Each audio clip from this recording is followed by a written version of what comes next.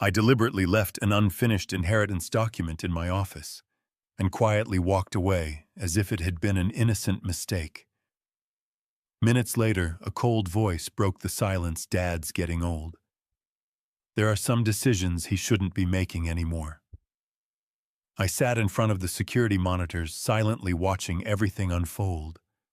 But by the end of the day, only one person returned with the document still completely untouched in his hands. "I am so grateful you are here with me today. Let's connect. Where are you watching from?"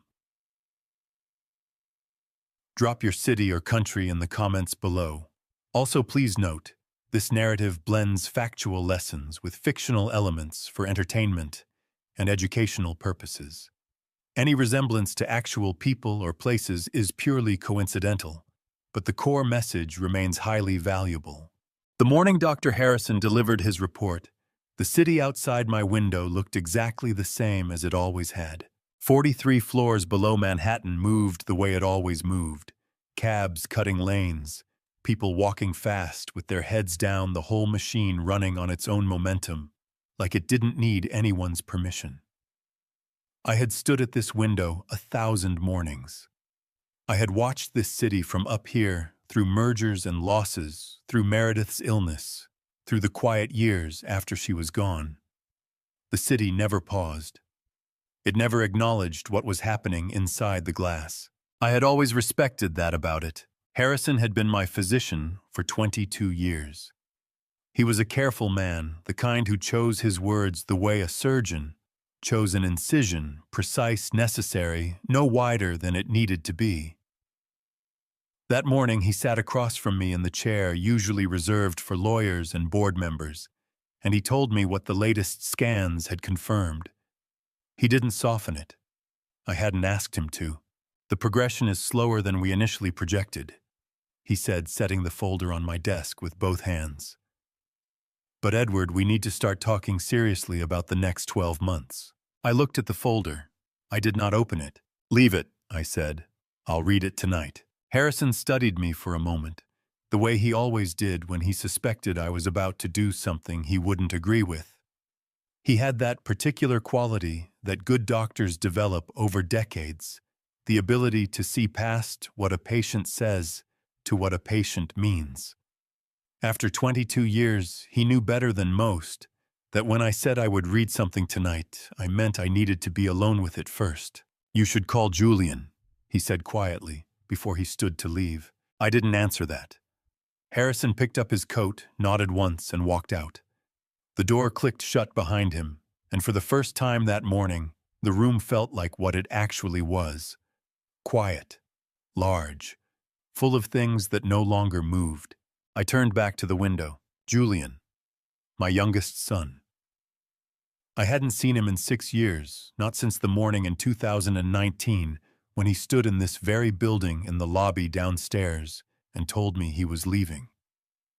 He was 24 years old, and he looked at me with those steady eyes he got from his mother and said he didn't want to build his life on a foundation someone else had laid. He wanted to know what he was made of. He needed to find out for himself. I had let him go. I told myself it was respect.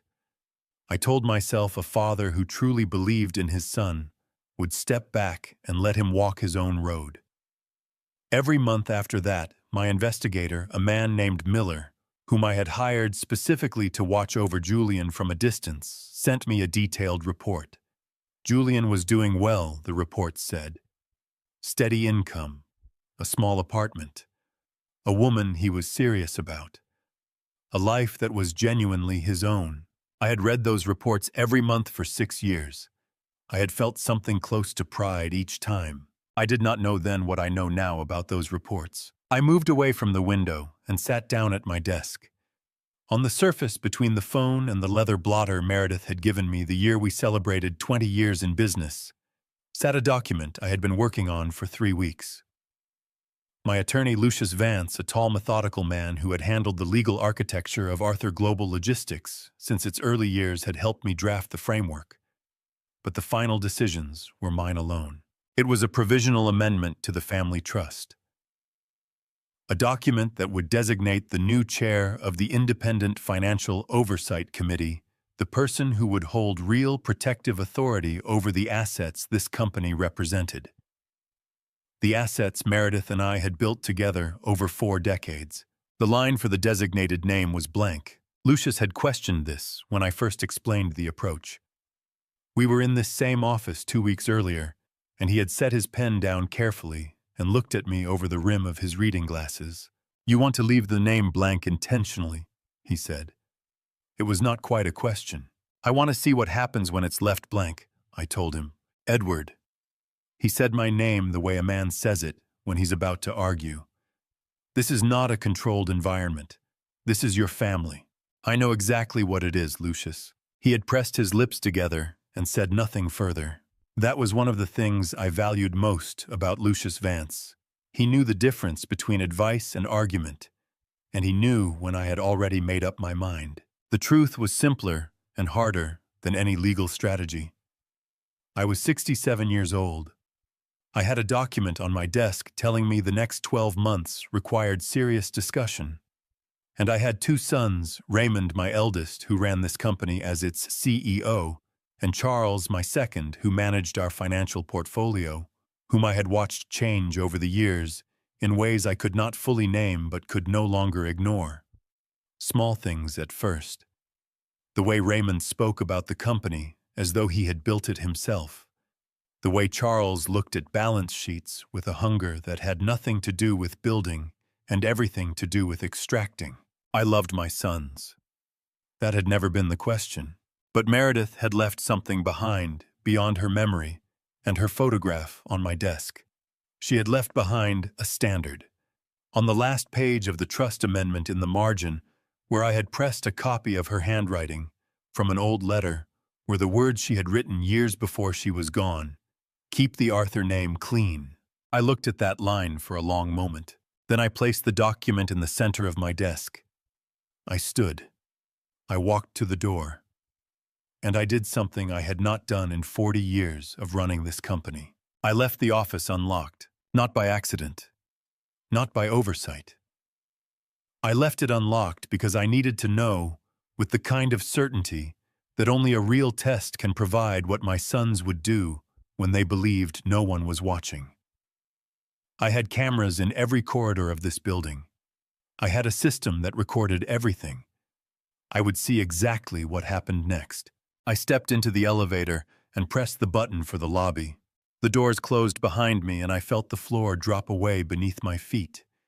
The familiar sensation of descent, of leaving something behind and moving toward whatever came next. I had built an empire in this building. I had loved a woman in it. I had raised 3 sons in its shadow. Now I needed to find out which of those sons was still worth the name on the door. I watched it happen from the back of a car heading toward my club on the Upper East Side. The footage came through on my phone, a live feed from the security system I had installed in my office 3 years ago after a confidential merger negotiation had somehow reached a competitor before the ink was dry. I never found out who had talked that time. I had made sure I would know the next time. Raymond walked in 11 minutes after I left. I recognized his stride before the camera caught his face, that particular way he moved through a room like he already owned it, shoulders square, chin up, one hand in his pocket. He had walked like that since he was 19 years old. Back then, I had thought it was confidence. I had been proud of it. Watching him on that small screen in the back seat of a moving car, I felt something shift painfully in my chest, because that walk looked different now. It looked like a man who had decided the room was already his and was simply coming to collect. He went straight to my desk. He didn't hesitate. Didn't look around. Didn't check the door behind him. He picked up the trust amendment the way you pick up something you've been waiting for, with both hands, carefully, the way you hold something fragile and expensive. He read it standing up, and I watched his body language change as he worked through the pages. His shoulders came forward. His chin dropped slightly. He turned to the last page, and I knew the exact moment he found the blank line because he exhaled. Long and slow, like a man who had just been told the odds were in his favor. Then he took out his phone. "Lucius." Raymond's voice came through the audio feed, low and controlled. "I need you in my office in 20 minutes. Bring the corporate bylaws for the trust committee structure. And Lucius, don't mention this to my father." There was a pause on the other end of the line. Lucius Vance, a man who had served as our family's attorney for over 2 decades and whose integrity I had staked more than one critical decision on, responded carefully. "Raymond, if this involves the trust documents, I need to hear directly from your father before I—" "20 minutes," Raymond said, and ended the call. I set my phone face down on the seat beside me and looked out the window. The city streamed past in blurred color yellow cabs, gray pavement glass reflecting gray sky. My driver, a quiet man named Thomas, who had worked for me for 9 years, kept his eyes on the road and said nothing. Thomas was good at knowing when not to speak. My eldest son had just instructed my attorney to help him position himself as the controller of a $500 million trust without my knowledge, without my consent, and without the basic human decency to pick up the phone and call me first. I had suspected Raymond for months. I had told myself I might be wrong. Watching that footage, I understood that I had not been wrong. I had simply been hoping. I picked the phone back up and called Lucius directly. He answered on the first ring, and before he could speak, I said, "I saw the call, Lucius. Don't go to his office." A long breath on the other end. "Edward, I want you to know I had no intention of—" "I know," I said. "That's why you still have a job. Stay available. I'll need you later." I hung up and pulled up the second camera feed, the one covering Charles's private office on the 38th floor. Charles was already moving. Where Raymond was deliberate, Charles was precise, a different kind of dangerous. He had been on the phone for the past 40 minutes with someone whose number my system flagged as a brokerage contact he was not supposed to have access to during active trust restructuring periods. On his screen, partially visible through the office camera angle, I could see the outline of a trading interface. Position sizes, ticker symbols. Our company's ticker symbol. Charles was short-selling Arthur Global Logistics stock. For those unfamiliar with how this works, short selling means betting that a stock's price will fall. You borrow shares, sell them at the current price, and buy them back later at a lower price, pocketing the difference. When done using confidential internal information about a trust restructuring that could affect stock valuation information that the public did not have, it becomes insider trading. A federal crime under the Securities Exchange Act. The kind of crime that ends careers and begins prison sentences. My second son was committing a federal crime in my building on a Tuesday morning, with the kind of casual efficiency that suggested this was not the first time. I felt my jaw tighten. My hand closed around the phone hard enough that the case creaked slightly under my grip. Thomas glanced at me briefly in the rearview mirror, just a flicker, and then returned his eyes to the road. I had built this company with my hands.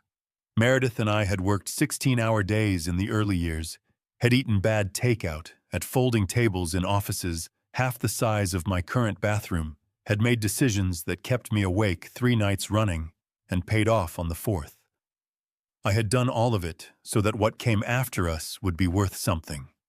Not just in dollars, in character. "Thomas," I said, "take me back to the building."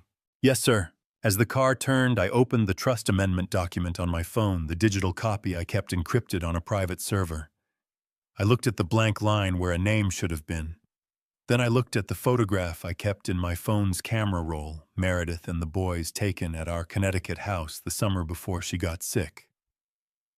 Raymond on the left, Charles on the right, Julian in the middle, with his arm around his mother's shoulders, and that particular smile of his that always looked like he found the whole world quietly amusing. I stared at Julian's face for a long moment. Then my phone buzzed. "A message from Lucius. Raymond is calling me again." What do you want me to do? I typed back 4 words, buy yourself some time. Whatever came next, I was going to need to be very, very patient. And I was going to need my youngest son. He came on a Wednesday morning, and he came by bus. I saw him from the 3rd floor window, before he reached the front gate, which meant I had approximately 90 seconds to decide what I was going to do about it. I used all 90 of them, standing perfectly still with my coffee going cold in my hand. 6 years is a long time. Long enough for a boy's face to settle into a man's. Julian was 30 years old now, and the distance between us hadn't changed how well I knew that walk. The same measured stride, unhurried, like he had already made peace with wherever he was going. He was wearing a dark jacket that had seen better days, carrying nothing but a small backpack over one shoulder. And beside him, holding his hand with the absolute trust that only very small children are capable of, was a boy I had never held. Leo, my grandson. 5 years old, born in 2020, a fact I knew from the reports Miller had been sending me every month. In those reports, Leo was a data point, a name and an age in a paragraph about Julian's domestic situation. Standing there at the window, watching this child walk toward my house with his free hand swinging and his head turning left and right to take in everything around him, I understood for the first time that a report and a human being are not even remotely the same thing. Julian had come alone with his son. No announcement. No phone call ahead. Just a father and a boy showing up at the door, the way people used to before everything became scheduled and managed and approved in advance. I should have gone downstairs immediately. I didn't. Instead, I stood at that window and watched Charles intercept them in the front entrance hall. I could see it through the interior camera feed on my phone, which I had pulled up without fully deciding to. Charles was dressed for the office, sharp and composed, and he positioned himself in the hallway the way a man positions himself when he wants to make clear that he is in charge of what happens next. Julian. Charles's voice came through the audio feed with that particular flatness he used when he was performing civility. This is unexpected. Julian looked at his brother the way you look at weather, acknowledging it, not bothered by it. I wanted to see Dad, he said simply. Is he here? He's occupied. Charles glanced down at Leo with an expression that was not quite a smile. You should have called ahead. Julian crouched down to Leo's level and said something I couldn't hear. Something quiet just between them. Leo nodded seriously the way small children nod when they're being trusted with information. Then Julian straightened up and looked at Charles with those steady eyes that always reminded me so much of Meredith that my chest ached to look at them directly. We'll wait, Julian said. Charles had brought that document from my office and left it in the living room deliberately. I had figured this out the night before, turning it over in my mind until the logic became clear. He hadn't been careless. Charles was never careless. He had placed that document where Julian would find it because he was betting on something, betting that a man who had spent 6 years struggling, who was raising a child in a small apartment in the Bronx on a tight income, would look at a blank line worth $500 million and make a very human, very understandable choice. Charles was betting that Julian would fill in his own name. He was measuring his youngest brother the way you measure a mark, not a man. The living room is free, Charles said, gesturing toward the hall. The graciousness of it made my skin crawl. I watched Julian take Leo's hand and walk in the direction Charles indicated.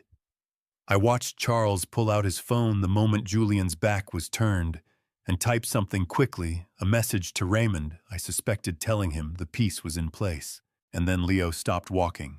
The boy had spotted something on the side table near the living room entrance, a leather folder set just prominently enough to be noticed, just casually enough to look unintentional. He pointed at it and said something to his father, tugging Julian's sleeve with the particular urgency of a 5-year-old who has made a discovery. Julian looked down at his son. Then he looked at the folder. He picked it up. From the 3rd floor with my cold coffee in my hand and my heart beating harder than it had any right to.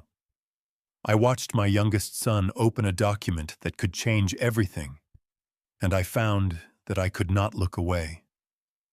I had built this whole careful architecture of testing and observation, and now that it was unfolding in real time below me, I was not the composed strategist I had imagined myself to be. I was a father, watching his son, hoping with everything he had left that he had raised the boy right. Julian told me what happened next on a night I will never forget, sitting at his kitchen table in the Bronx, with tea going cold between us and Leo asleep in the next room. He told me he opened the folder expecting to find something ordinary, a contract maybe, or household paperwork that had been left out by accident. What he found instead made him sit down slowly on the edge of the nearest chair, the way a person sits when their legs have decided something before their mind catches up. The document was a trust amendment. The numbers on the first page were large enough that Julian told me his vision actually blurred for a moment, not from emotion, but from the sheer arithmetic of it. $500 million. The accumulated weight of 40 years of work of decisions made at 2 a.m. of everything Meredith and I had built and protected and refused to let go of, even when the easier path would have been to sell. And the line where the designated name should have been blank, clean and white and waiting. Julian said he looked at that line for a long time. He was aware, he told me, of Leo breathing quietly on the sofa behind him. He was aware of the sound of his own heartbeat, which had become unreasonably loud. He was aware of every unpaid bill sitting on the kitchen counter back in the Bronx. The electricity notice, the rent that was 2 weeks from late the cost of the specialist. Sophie had been researching for Leo's speech therapy sessions that their insurance wouldn't fully cover. $500 million. The number didn't feel real. It felt like a word in a language he hadn't spoken in 6 years. And then he turned to the last page. He told me his hands were steady when he did it. I believe him. Julian had always had steady hands, even as a boy, even under pressure, even when everything around him was moving too fast. His hands were steady when he turned that final page and found what was tucked into the back cover, a photograph, and beside it, pressed flat against the inside of the folder, a handwritten note in Meredith's handwriting. Keep the Arthur name clean. Julian told me he stopped breathing for a moment when he recognized her script. Meredith had particular handwriting. She had learned it from her grandmother. This careful, slightly slanted cursive that looked like it belonged in another century. Julian had grown up watching that handwriting on birthday cards and grocery lists, and the notes she used to leave on his door when he came home late from school. He had not seen it in 8 years. Dad. His voice cracked on that single word when he told me the story. Just that one word, and then he steadied himself and kept going. I sat there holding it.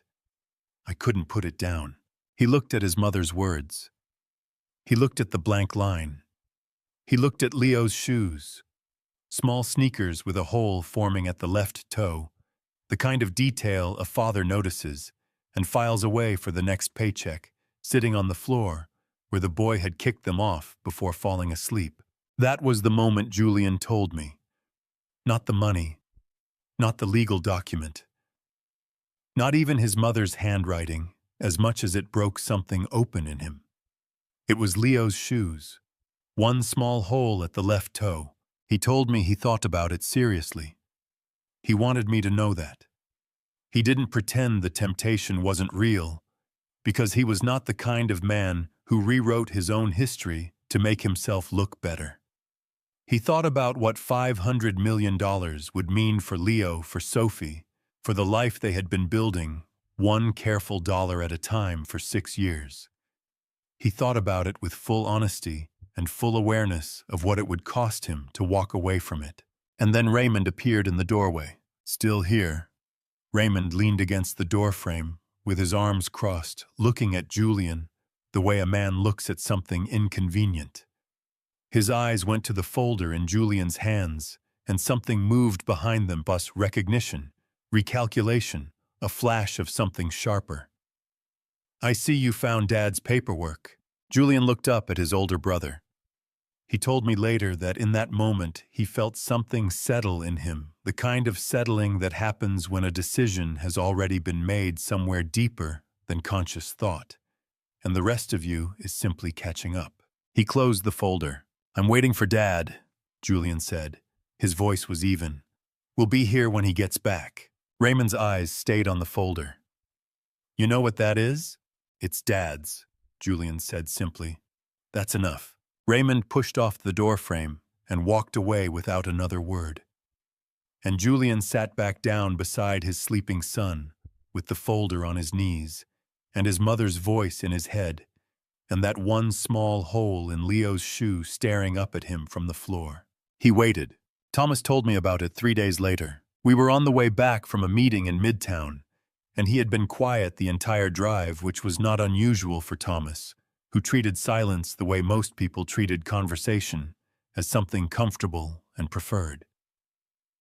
But somewhere on the FDR drive with the East River gray and flat on our right, and the city doing what it always did, he cleared his throat and spoke to the windshield rather than to me. "Mr. Arthur, there's something I should have told you sooner." I looked up from the papers on my lap. Thomas had been my driver for 9 years. In 9 years, he had initiated a conversation exactly twice. I set the papers down. "The morning your son visited," he said. "When we pulled out of the estate, I saw him in the mirror. I felt something tighten in my chest." "Go on." "He came running out of the front entrance with the boy Leo right as we reached the main road." Thomas kept his voice level the way a man keeps his voice level when he is not sure how the information will land. "He was holding something against his chest. A folder, I think. He was running hard, Mr. Arthur. Both of them were. The boy was trying to keep up." The FDR blurred slightly outside the window. I did not say anything. "I didn't stop," Thomas said. "You never gave me standing instructions to stop for anyone, and I didn't think it was my place to make that call." He paused. "I've been thinking about it since. I should have stopped. I'm sorry, sir." I sat with that for a long moment. In my mind, I could see it Julian coming through the front doors, with the folder pressed to his chest, Leo's small hand in his, both of them, running through the rain that had started falling that afternoon. The gravel of the long driveway under their feet. The rear lights of my car disappearing around the bend at the end of the property. Julian had run after my car in the rain to return a document that could have changed his life, and I had been 20 feet ahead of him reading reports in the back seat, completely unaware. "You did nothing wrong, Thomas," I said. My voice came out steadier than I felt. "Thank you for telling me." Thomas nodded once and returned to watching the road. I turned back to the window and said nothing further, but my hands resting on the papers in my lap were no longer still. My right hand had curled into a loose fist against my knee without my noticing it, the way your body registers something your mind is still catching up to. Julian had told me the rest of the story himself that same night at his apartment. He told it the way he told most things, straightforwardly, without dramatizing it, with the kind of matter-of-fact honesty that had always made him both the easiest and the hardest of my sons to be around. He said that when the car disappeared from view, he stood at the edge of the property for a moment, with the rain coming down on both of them, Leo pressing close to his side and looking up at him with those wide, patient eyes. "Daddy, the car went away," Leo had said. "Yeah, buddy, it did. Are we going back inside?" Julian had looked down at his son, soaking wet, unbothered, trusting completely that whatever came next would be fine because his father was handling it, and felt something crystallize in him. Not defeat, not frustration. Something quieter and more permanent than either of those things. "We're going back inside," Julian told him, "and we're going to wait." He turned toward the house and saw Raymond and Charles standing just inside the entrance, watching through the glass door. Raymond had his arms crossed. Charles had his hands in his pockets. Neither of them moved to open the door. Neither of them said a word. They simply watched Julian and Leo walk back through the rain with the particular stillness of men who believe they have already seen how a story ends. Julian opened the door himself. He walked past his brothers without looking at either of them. He took Leo to the downstairs bathroom, found a guest towel on the rack, and dried his son's hair with both hands, while Leo giggled at the sensation and grabbed at his father's wrists. "You're making it worse, Dad." "I know, hold still. You're the worst at this." "I am absolutely the worst at this." Julian agreed and kept going until Leo was as dry as he was going to get. Then he carried his son back to the living room, sat down on the same chair he had been sitting in before, and placed the folder back on his knees. He waited. When Thomas finished telling me his version of that story 3 days later, I turned to the window so he wouldn't see my face.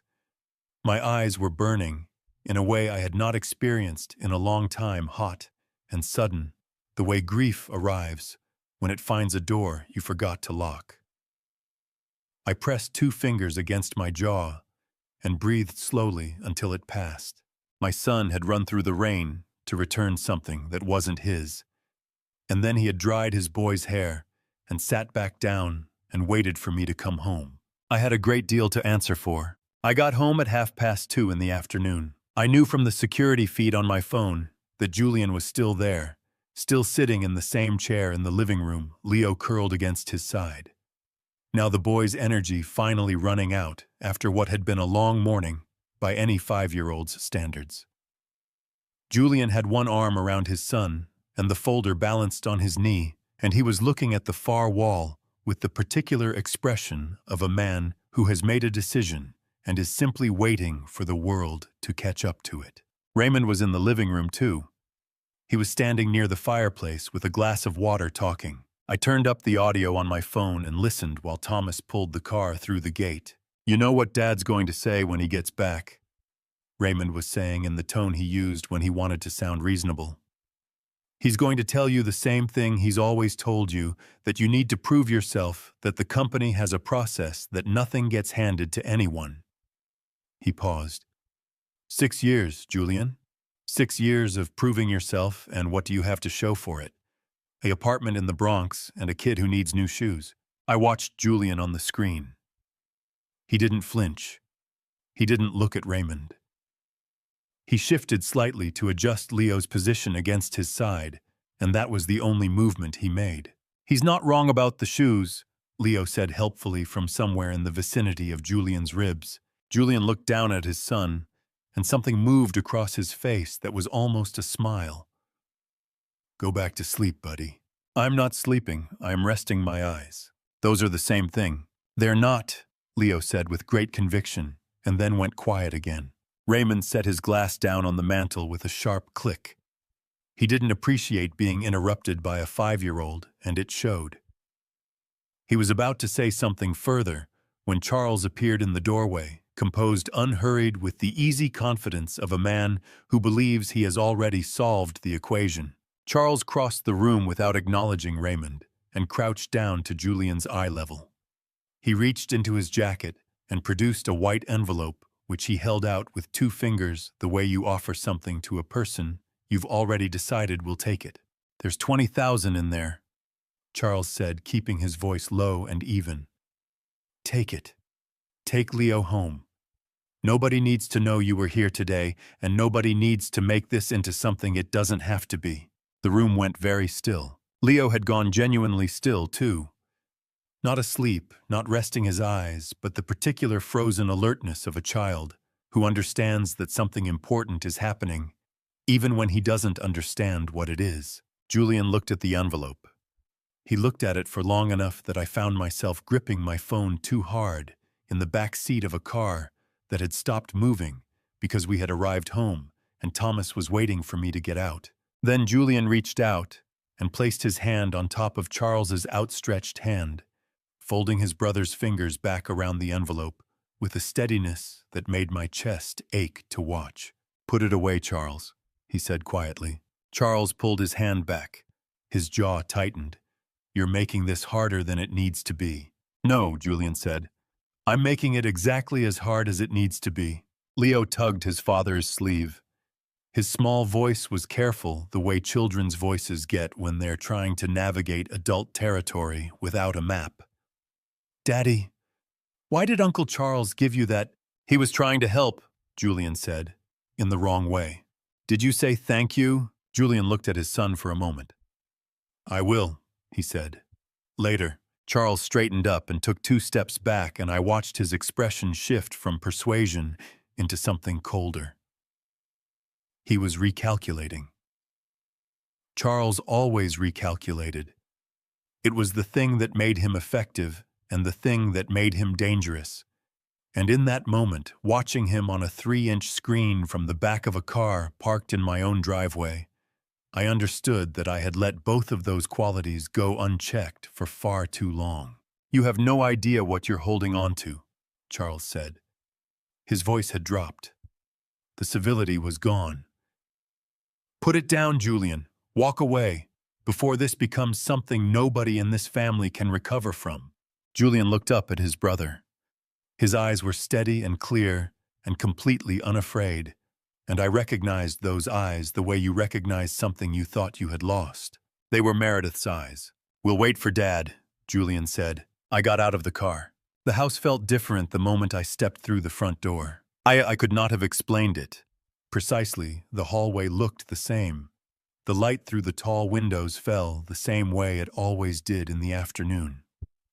The grandfather clock near the staircase ticked with the same measured indifference it had maintained for 30 years.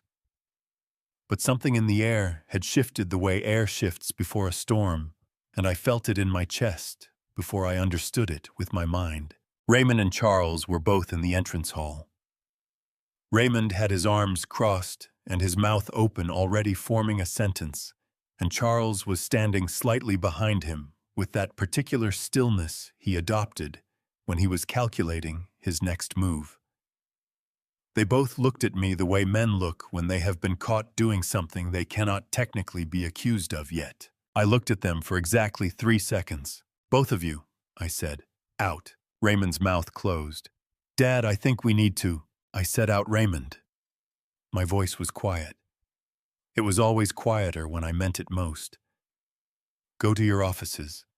I'll speak with you both tomorrow." Charles touched Raymond's arm, a small, barely visible gesture that meant stand down, recalculate, and Raymond uncrossed his arms. They left without another word.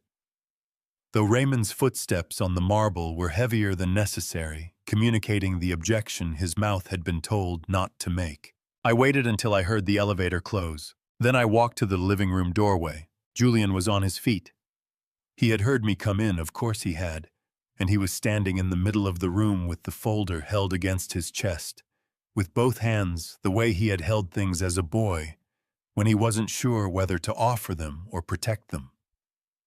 Leo was awake beside him, pressed close to his father's leg, looking at me with the enormous, unblinking curiosity of a child encountering something new. The sight of them hit me somewhere I had not expected. Julian at 30 looked like Julian at 24, with the unnecessary parts removed, leaner, steadier, with a quality of stillness that had not been there before. The 6 years had not been easy on him, I could see that clearly. There were shadows under his eyes that had not been there before, a set to his jaw that came from years of holding things together by will alone. But his posture was straight, and his gaze was direct, and he was looking at me with an expression I could not immediately name. Not anger, not accusation, something more complicated and more generous than either. "Dad," he said. One word. 6 years compressed into 3 letters. "Julian," I said. Leo tugged his father's sleeve. "Daddy," he whispered loudly enough that I could hear it clearly across the room. "Who's that?" Julian looked down at his son. Something moved across his face, a quick flash of pain there and gone. "That's your grandfather, buddy," he said. "That's Grandpa Edward." Leo studied me with great seriousness. 5-year-olds do not perform their assessments. They simply conduct them openly and without apology. After a moment, he apparently reached a conclusion because he said, "You have a big house." and then looked back up at his father as if to confirm this observation had been registered. He does, Julian agreed. Our apartment is smaller. It is. I like our apartment, Leo said firmly, and sat back down on the sofa with the air of a man who has settled a matter. I felt something loosen in my chest, a knot I had not known was there until it moved. I crossed the room and sat down across from Julian, and he sat back down too, and for a moment, we simply looked at each other across the coffee table with 40 years of family history and 6 years of silence between us. Then I reached into my jacket pocket and took out my phone. I pulled up the security footage, the clip from earlier that afternoon, the one I had watched twice already in the car, and I turned the screen toward Julian without saying anything. He watched it. I watched him watch it. I saw the moment he recognized what he was seeing. Himself running Leo's hand in his, the rain coming down the folder pressed to his chest. His jaw tightened. He looked away briefly, then looked back. When the clip ended, he set the phone down on the table between us and pressed his hands flat against his knees. "You saw that," he said. His voice was rough at the edges. "Thomas told me first," I said. "Then I found the footage." Julian nodded slowly. He was working through something. I could see it in the way his chest rose and fell. Then he looked up at me, and his eyes were bright in a way that had nothing to do with tears and everything to do with 6 years of held-back words finally finding a door. "I just wanted to give it back, Dad," he said. "That's all it ever was." I looked at my son. I looked at the folder in his hands. The document I had constructed as a test that he had carried through the rain to return that he had protected for 2 hours against bribes and threats and the particular cruelty of brothers who should have known better. "I know," I said. And then, because it needed to be said, and I had no more patience for waiting, "I need to ask you something, and I need you to answer me honestly." Julian met my eyes without flinching. "Always," he said. I reached across the table and slid the folder from his hands, and then I slid it back. The folder sat between us on the coffee table, like a verdict neither of us was ready to read aloud. Leo had fallen asleep against the armrest of the old leather sofa, the same sofa Meredith had picked out 22 years ago from an estate sale in upstate New York. She had said it was sturdy. She had been right about most things. I tucked the edge of my coat over the boy's small legs and straightened up slowly, my knees protesting the way they always did now. Julian watched me do it. He didn't say anything, but his throat moved. I sat back down across from him, my hands flat on my thighs. "I'm going to ask you something," I said, "and I need you to hear it before you answer." He nodded once. "When you found that folder this morning, before you knew I was watching, before you knew any of this was deliberate, what was the first thing you felt?" Julian looked at his son sleeping. A long breath left his body. "Tired," he said. "I felt tired, Dad. Not tempted. Just tired that something like this even exists. That a piece of paper with a number on it can walk into a room and change how everyone breathes." I reached forward and opened the folder again. The blank line stared back at both of us, clean and empty, as the day I'd left it that way on purpose. I had imagined a dozen different reactions from a dozen different people. I had not imagined this one. "I want to put your name there," I said. Julian's jaw tightened. His hands resting on his knees curled slightly. "Dad, I've watched you for 6 years," I said, cutting him off, not unkindly, but firmly, the way a man speaks when he's running out of time and knows it. Not the way a father should watch a son. Through reports, through second-hand accounts, through a private investigator named Miller who told me every 3 months that you were fine, that you were working, that your boy was healthy. I paused. I should have called. I know that. But I was too proud and too afraid that you'd hang up. Julian's eyes went red at the edges. He pressed his lips together hard the way a man does when he refuses to cry in front of someone he loves. "Why are you telling me this now?" he asked, his voice rough and low. "Because you came back," I said. "Not for the money, not because Raymond or Charles told you to. You came back because Leo wanted to see where his father grew up.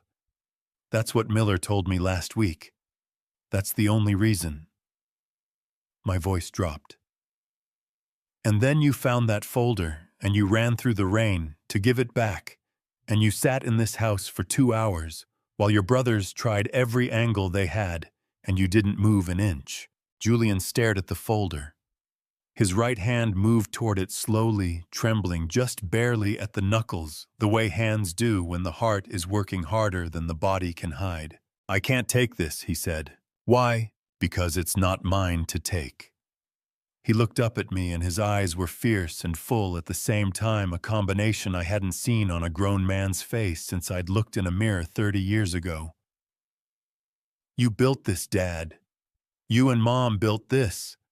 And what Raymond and Charles have been doing to it, whatever that is, that's not a reason for me to walk in and grab something I haven't earned just because I passed some test I didn't know I was taking." The word landed squarely in my chest. "Test. You knew," I said. "I suspected." His mouth curved just barely. "You always left things unlocked when you wanted someone to open them. Mom used to say you were the worst at hiding things in plain sight." I felt something loosen behind my sternum.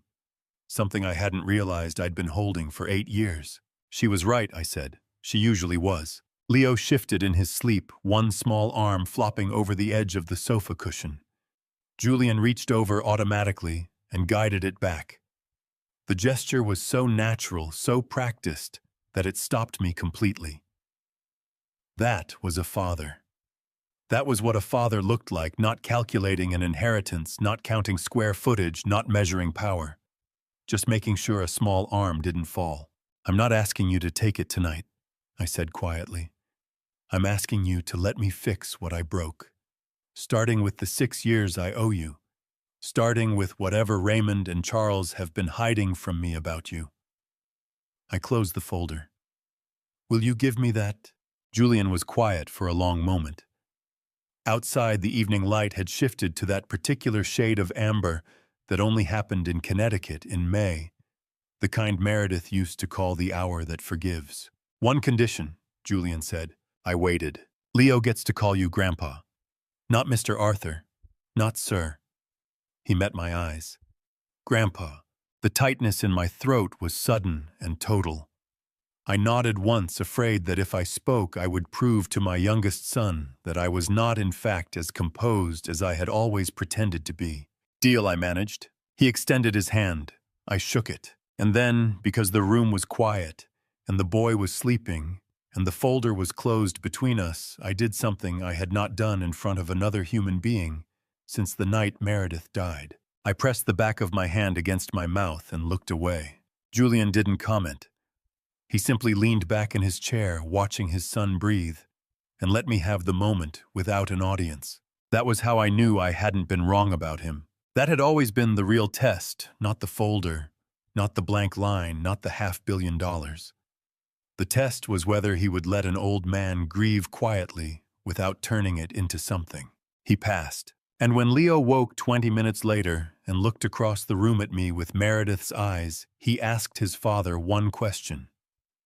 "Dad, is that Grandpa?" Julian said yes, and I decided right then that I was going to find out everything Raymond and Charles had done, every report, every lie, every year they had stolen from this boy's father. Every single one. I told Thomas, my driver of 11 years, to take the rest of the evening off. He looked at me the way people look at someone who has just said something they aren't sure they heard correctly. "Sir." "Go home, Thomas, I'll manage." He hesitated in the doorway of the garage, cap in hand, clearly working through whether arguing with me was worth the outcome. He decided it wasn't. He left. I stood in front of the row of cars for a long moment. There was the black town car Thomas usually drove. There was the Range Rover Charles had insisted on buying 2 years ago for reasons I still didn't fully understand. And there at the far end was the old dark blue Volvo I had driven myself back when Meredith was alive. Before the drivers, before the corporate security protocols. Before I had become the kind of man who was chauffeured from building to building and never touched a steering wheel. I took the Volvo. The engine turned over on the second try, which felt like a small mercy. I adjusted the mirror lower than Thomas ever kept it, because Thomas was taller, and pulled out of the garage into the Connecticut evening. The sky had gone to deep blue at the edges, the kind of color Meredith used to say looked like the world was holding its breath. I hadn't driven myself anywhere in 11 years. It showed at first. I took a turn too wide on the estate road and clipped the gravel shoulder. I sat too rigidly at the first red light, both hands at 10 and 2, the way they teach 17-year-olds. But by the time I reached the highway, something loosened in my shoulders. The hum of the road came back to me like a language I hadn't spoken in a decade but had never fully forgotten. I merged into traffic, and for the first time in a very long while I was simply a man driving a car. Miller's last report had listed Julian's address as a fourth-floor walk-up on a street called Concord Avenue in the South Bronx. The building was a 6-story brick structure built sometime in the 1960s, the kind that had good bones and tired paint. I found parking half a block down and sat in the car for a moment, engine off, looking up at the lit windows. One of those windows was Julian's. I didn't know which one yet. I got out, buttoned my jacket against the evening chill, and walked to the front entrance. The buzzer panel had 12 units listed.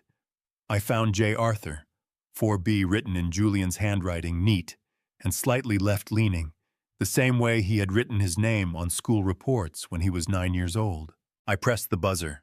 A woman's voice came through the intercom, warm, alert, a little cautious. "Who is it?"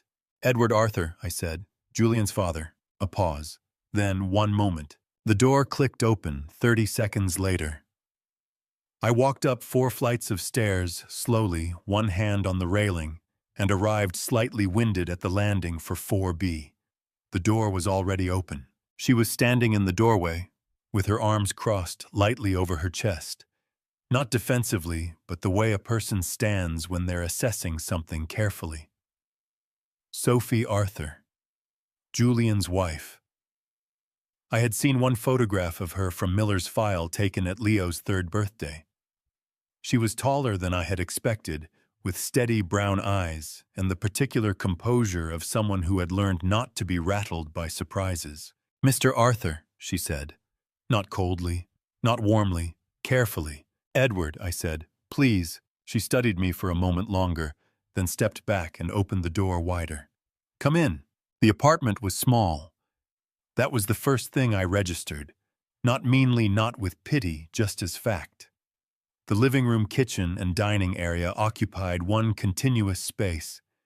The furniture was mismatched in the way of people who had assembled their home piece by piece rather than all at once. A child's drawings were taped to the refrigerator. A pair of small sneakers sat by the front door, one flopped on its side. I recognized those sneakers. The left one had a worn patch near the toe. Julian came out of the hallway, Leo on his hip, both of them in different clothes. They had made it back before me, as I had expected. Julian's expression when he saw me was unreadable for exactly 1 second. Then it settled into something careful and open, the way a door looks just before it swings fully wide. "You drove yourself," he said. "Don't make a thing of it," I told him. Something shifted at the corner of his mouth. He set Leo down and the boy ran to Sophie Arthur and tugged at her sleeve. "Mama, Grandpa's here," he announced as though this were a perfectly ordinary development. Sophie Arthur looked at Julian. Julian looked at me. I looked at the sneaker still flopped on its side by the door. "I should have called first," I said. "I know that, but I was afraid that if I gave myself time to think I'd find a reason not to come." Sophie Arthur uncrossed her arms. "I'll put the kettle on," she said quietly. It was not forgiveness, not yet. But it was an open door. After 11 years of closed ones, I walked through it without hesitation, settled into a chair at a kitchen table that wobbled slightly on one leg, and waited for the sound of water beginning to heat. Outside, the Bronx hummed with its particular late evening rhythm. Traffic voices, the distant roll of a train. A city that didn't know my name didn't care about my balance sheet. and had been quietly keeping my son alive for 6 years while I wasn't paying attention. I intended to start paying attention now. Before I reveal the devastating secret my older sons had been hiding for 6 years, type 100 in the comments. So I know you are still here with me. Please be advised the upcoming segment contains fictionalized elements and dramatizations to emphasize the lesson. If this type of content isn't for you, feel free to click off the video right here. Sophie Arthur set the cup down in front of me without ceremony. It was a white ceramic mug, standard diner style, with a small chip along the rim, not sharp enough to cut, just enough to catch the light at a certain angle and remind you it had been through something. She poured the tea without asking how I took it. Strong, plain, no sugar. I didn't correct her.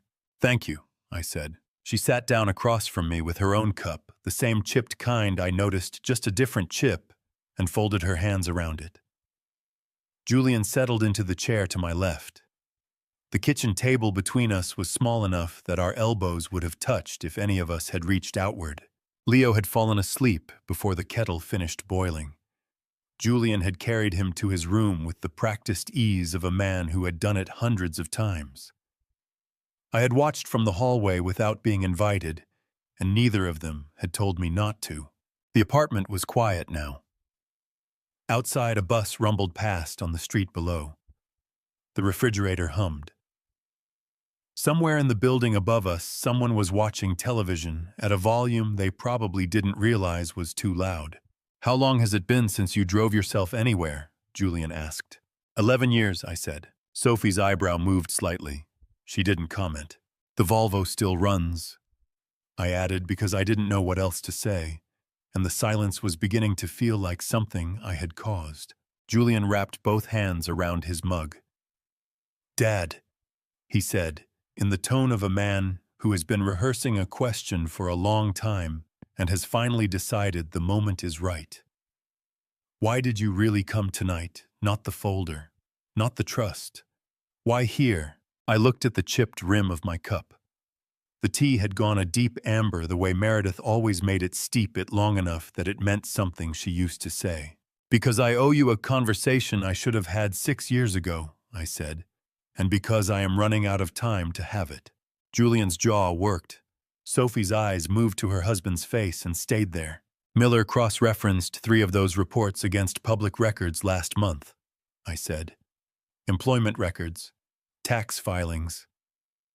I set the cup down carefully.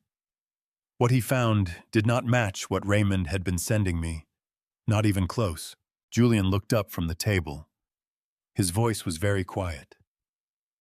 "How different?" "Different enough that I need to show you the full findings," I said. "Tonight, all of it." Sophie made a sound across the table, not a word, just a breath drawn in and held.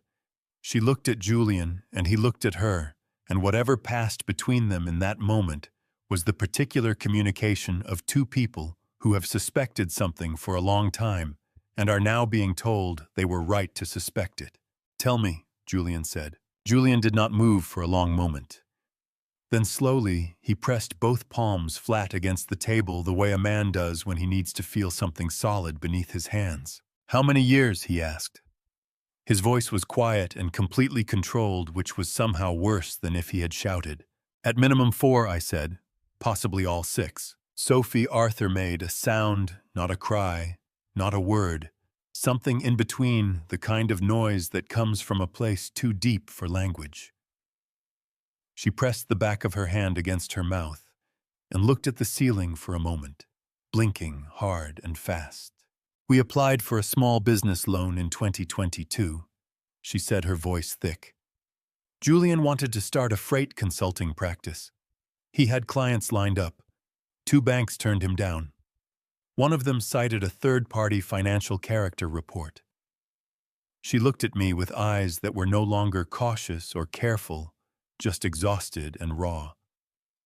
"Is that what this is?" I felt the weight of it land fully in my chest.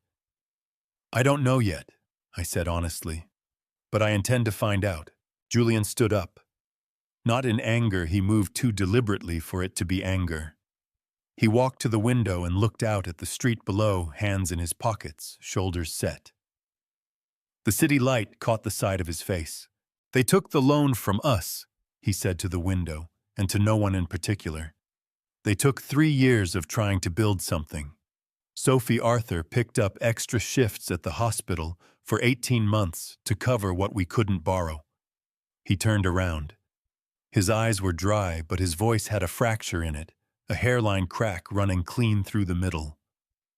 "And Dad was reading their version of us the whole time. The accusation wasn't cruel. It was just true." "Yes," I said. My eyes burned. I pressed my thumb and forefinger to the bridge of my nose and held them there hard enough to feel the pressure. In 68 years of living, I had cried in front of exactly 2 people, Meredith and my own father, the day he died. But something in the smallness of this kitchen, something in Sophie's raw and exhausted eyes, something in the fracture in my son's voice split me open quietly and without warning. A single tear ran down the left side of my face. I didn't wipe it away. Julian crossed back to the table. He sat down. He picked up his cup with both hands and took a long drink of cold tea. And when he set it down again, he looked at me with something that was not yet forgiveness, but was perhaps the beginning of the road that led there. "Tell me what you're going to do about it," he said, and I told him. I told them everything Miller had found, not the summarized version, not the diplomatic version that a lawyer would have advised me to use. The full account laid out across that small kitchen table the way you lay out evidence piece by piece, each one worse than the last. It had started as best Miller could reconstruct it in the fall of 2019. Julian had left the estate in June of that year after an argument with Raymond that I had dismissed at the time as the ordinary friction between ambitious men. I had not asked Julian to stay. I had not called him the following week. I had told myself he needed space, and I had given him space the way wealthy men often give things in excess, and without checking whether it was actually wanted. Raymond had approached me 3 weeks later with a proposal, a monthly oversight report on Julian's financial and professional situation. Raymond had framed it as concern. He had used the word welfare twice in the same sentence. I had agreed because it felt like a reasonable compromise between involvement and intrusion. What I had not known was that Raymond had contracted a private consulting firm, not Miller, a different operation entirely, a small outfit based in Dallas, to produce those reports. And that firm had not been gathering information. They had been manufacturing it. "They built a file on you," I said to Julian. "Employment gaps that didn't exist. A gambling debt that was invented whole cloth. A DUI that never happened and was never filed anywhere because it never occurred." I felt the words in my mouth like stones. "They sent me a report in February 2021 that said you had missed 3 consecutive rent payments and that Leo's daycare had flagged a gap in tuition fees. I remember reading it. I remember thinking." I stopped. "What did you think?" Julian asked. His voice was flat and quiet, the kind of flat that comes from a man pressing down very hard on something inside himself. "I thought it confirmed what Raymond had been telling me," I said. "That you had left because you couldn't handle the pressure. That you were struggling because you weren't equipped for life outside the structure of the company." I looked at my hands on the table. "I believed it because it fit the story I had already told myself about why you left." Sophie Arthur pushed back from the table. She stood up and moved to the kitchen counter, facing away from us, both hands gripping the edge of the sink. Her shoulders were shaking. "I'm fine," she said. She wasn't. Her voice came out in pieces. "I just need a minute." I waited. The refrigerator hummed. Outside, the city continued its indifferent nighttime noise. Sophie Arthur turned around. Her eyes were red and wet. Her jaw set with the specific firmness of a woman who has been through enough that she refuses to fall apart completely. "Do you know what Julian did in 2021? She asked me. Not accusatory. Just direct the way people get when they are done being careful. He worked a 6-day week for 14 months straight. He took on freight auditing contracts at 4 in the morning because the regular hours conflicted with Leo's daycare pickup. He never complained once." Her voice broke on the last word, and she pressed her lips together hard before continuing. And somewhere in some office, someone was sitting at a desk writing lies about him. And you were reading them. Yes, I said. It was the only honest answer. Why didn't you call him? She asked. If you were reading reports that said he was struggling, why didn't you pick up the phone? The question sat in the room like a lit match, because Raymond told me Julian had made it clear he didn't want contact, I said. He showed me a text message, said Julian had sent it in August 2019, 2 months after he left. The message said, I had memorized it without meaning to the way you memorize things that wound you. It said, tell Dad I said don't bother. I'm done with all of it. Julian stared at me. I never sent that, he said. I know, I said. Miller pulled your phone records. No such message was ever sent from your number. I felt something move through my chest, not quite grief, not quite rage, something that combined both and had no clean name. Raymond fabricated a text message and showed it to me on his own phone. I never thought to verify it. I trusted my own son. The silence that followed was different from the silences earlier in the evening. Those had been the silences of people finding their footing. This one was the silence of something being fully understood for the first time. Julian placed both fists on the table, knuckles down, and looked at the surface between them. His jaw was working. His eyes were dry, but the skin around them was tight, in the way that means a man is holding himself together through sheer force of will. 6 years, he said. Half to me, half to the ceiling, half to some version of himself that had spent those years wondering why his father never called. 6 years, I said back. Sophie Arthur came back to the table. She sat down, reached across, and put her hand over Julian's fist. He turned his hand over and held hers. I looked at the two of them, this woman who had worked extra hospital shifts in the dark, this man who had taken freight contracts at 4 in the morning, this small apartment built piece by careful piece, and I understood with a clarity that felt almost physical what Raymond and Charles had actually stolen. Not money, not opportunity, though they had stolen that too. They had stolen 6 years of a father and son. I'm going to fix this, I said. Not with money. I mean, I am going to take apart everything they built, every false report, every fabricated message, every contracted lie, and I am going to make sure that what gets put back in its place is the truth. I looked at Julian. You have my word. Something passed between them, the particular wordless communication of two people who have been through enough together that they no longer need full sentences. Okay, Julian said. It was not absolution. It was not even trust, not yet. But it was a door left open, and I had learned in the last 12 hours that an open door was more than I had any right to expect. I left the Bronx at 11:30. The drive back to Greenwich was longer than the drive there, not in miles, but in the particular way that return journeys feel when you are carrying more than you arrived with. The highway was nearly empty. I kept both hands on the wheel and the radio off, and I let the silence do what silence does when you give it enough space. By the time I pulled the Volvo back into the garage, it was past midnight. Thomas's car was gone. The house was dark except for the security lights along the front path, which clicked on automatically as I walked toward the door. I had lived in this house for 31 years, and tonight it felt like a building I had never fully understood. I did not go to bed. I went to my study on the second floor, the room where I had signed the original articles of incorporation for Arthur Logistics in 1987, where Meredith had once sat on the corner of the desk, reading contracts aloud to me, while I initialed pages where the photograph of the two of us at the groundbreaking of our first warehouse in Ohio still hung slightly crooked because neither of us had ever gotten around to straightening it. I called Miller at 12:42. He answered on the second ring. Miller was the kind of man who answered at 12:42 without comment, which was precisely why I had kept him on retainer for 9 years. I need everything, I said. Not the summary reports. Every source document, every cross-reference, Every discrepancy you flagged and held back because you weren't sure I was ready to hear it. A pause.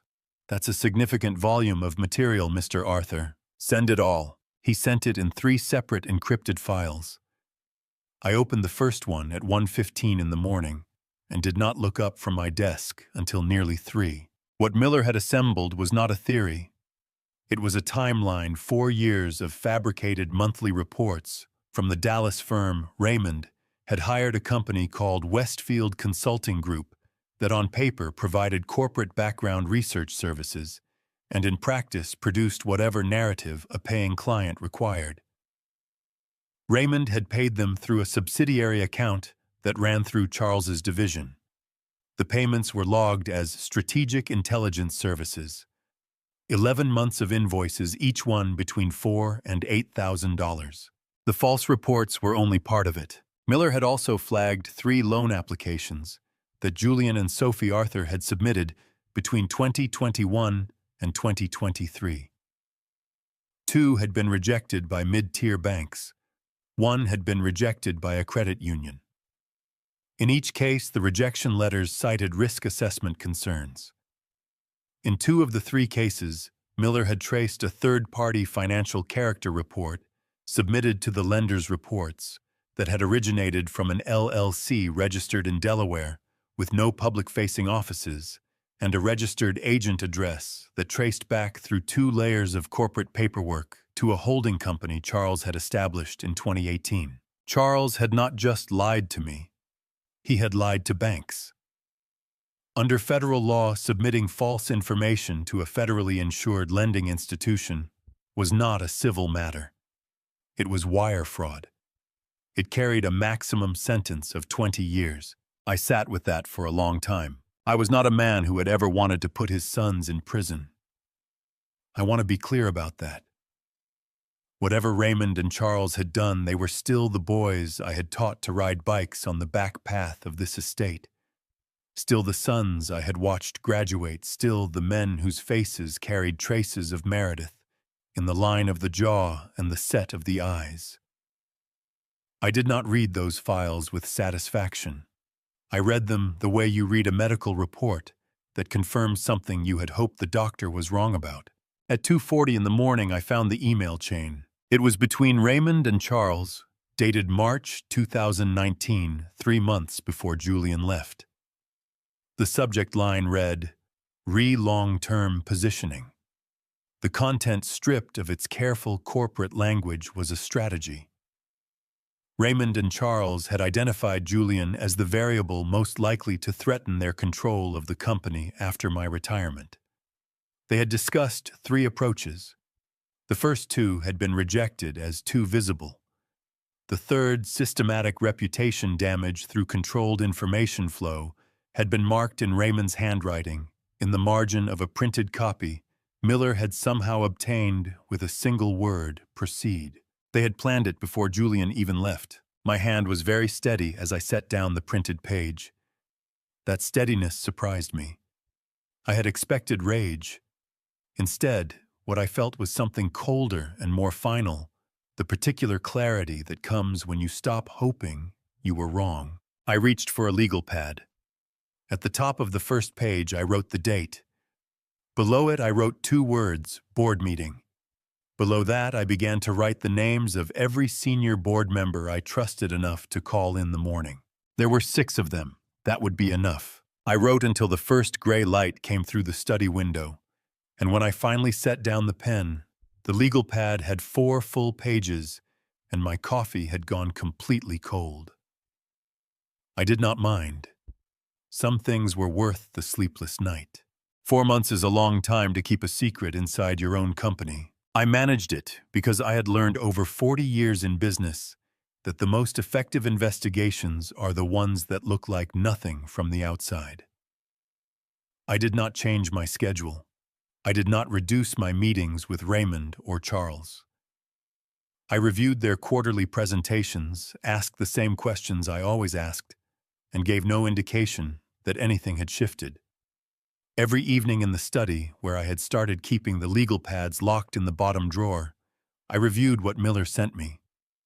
Every weekend, I met quietly, with an outside counsel named Douglas Reeves, a corporate attorney I had known since the early 90s, who had no existing relationship with Arthur Logistics, and therefore no conflict of interest.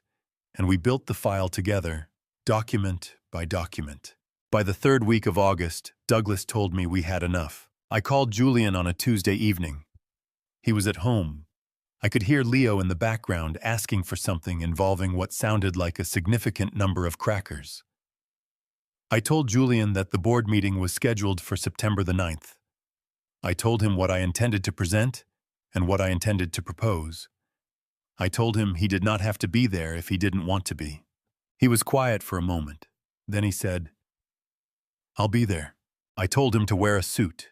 He said, "Dad, I own a suit." I said, "I know, I just didn't know what else to say." He laughed, a short, real sound, the kind that comes out before a person can decide whether the moment is funny enough to warrant it.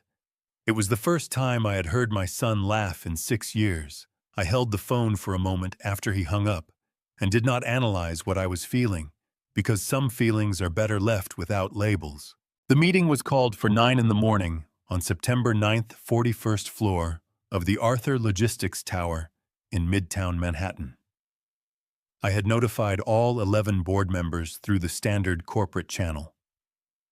The agenda listed only one item: governance review and structural amendments, vague enough that no one would prepare a counterposition, specific enough that the 6 members I had spoken to privately knew exactly what was coming. Raymond arrived first, which was typical.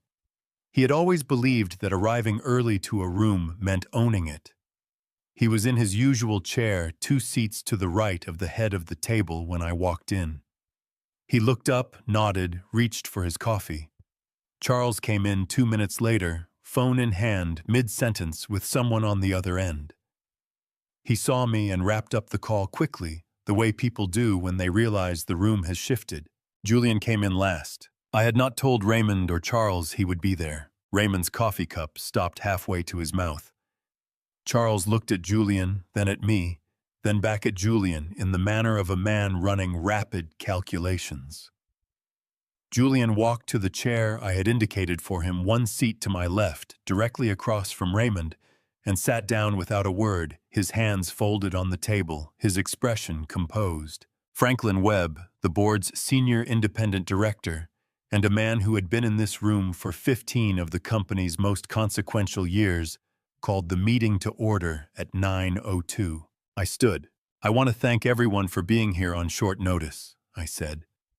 "What I'm about to present is the result of a 4-month independent audit conducted by outside counsel and a licensed investigative firm.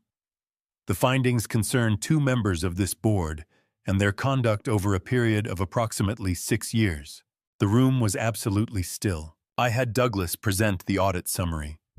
He stood at the far end of the table, calm and methodical, and walked the board through 22 minutes of documented findings: the Westfield Consulting Group payments, the fabricated reports, the Delaware LLC, and the false submissions to the lending institutions, the email chain from March 2019. He used plain language. He cited specific statutes where appropriate. He did not editorialize. Raymond did not move through most of it. He sat with both arms on the table, his expression cycling through something I recognized as the particular sequence of a man who is deciding in real time whether to deny, deflect, or stay quiet. He chose quiet. That surprised me. I had expected him to interrupt. The quiet told me that somewhere between the audit summary and the email chain, he had understood that interrupting would not help him. Charles went pale by the 3rd exhibit. By the 5th, he had stopped looking at the screen entirely and was staring at the table surface with the focused intensity of a man trying to hold himself together through sheer concentration. When Douglas finished, Franklin Webb asked 2 clarifying questions, both precise and procedural. Then he looked at me. "Mr. Arthur," he said, "do you have a motion to bring to the board?" "I do," I said. I looked at the room, all 11 faces, the 6 who knew the 3, who were still processing Raymond Charles.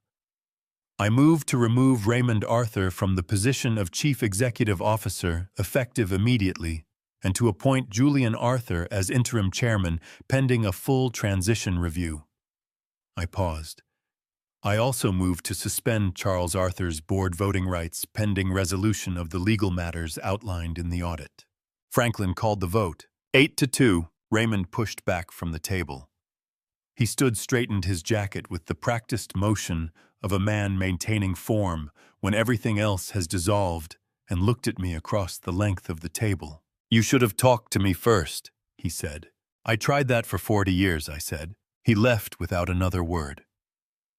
The door closed behind him with a sound that was neither loud nor soft, just final, the way some things are when there is nothing left to negotiate. Julian did not celebrate. He sat with his hands still folded on the table as the room began to stir around him, and he looked at me with the expression of a man who has just been handed something very heavy and is still deciding how to carry it. Douglas called me on the Thursday morning 4 days after the board meeting. I was in the study working through the transition documents that Julian and I had begun drafting together, a process that was slower than either of us had expected.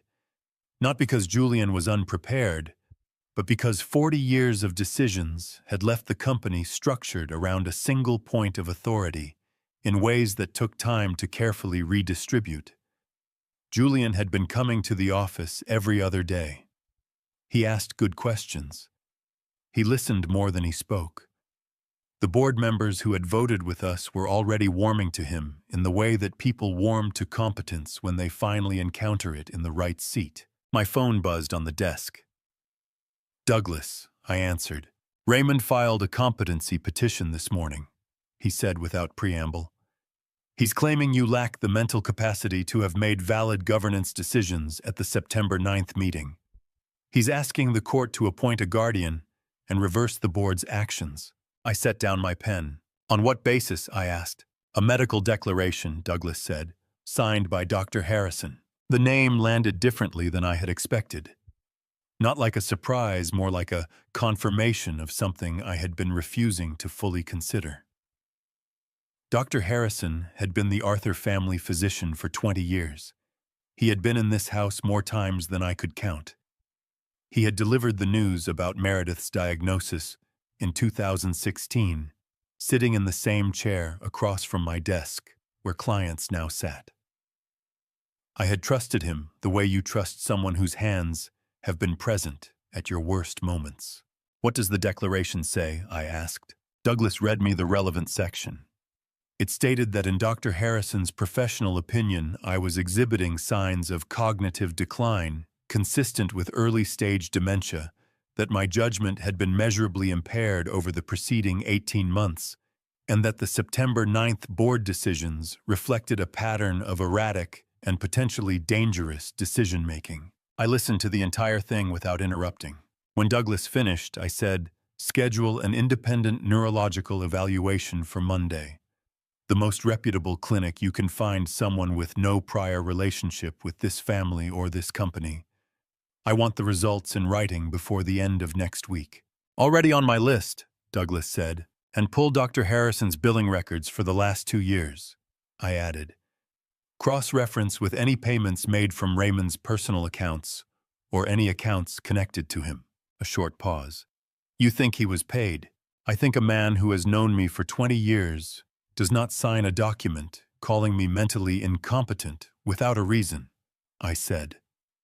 "Find the reason."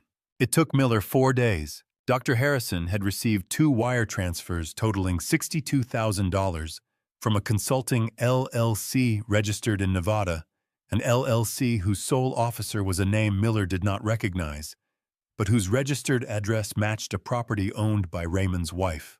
The transfers had arrived in August, 6 weeks before the board meeting.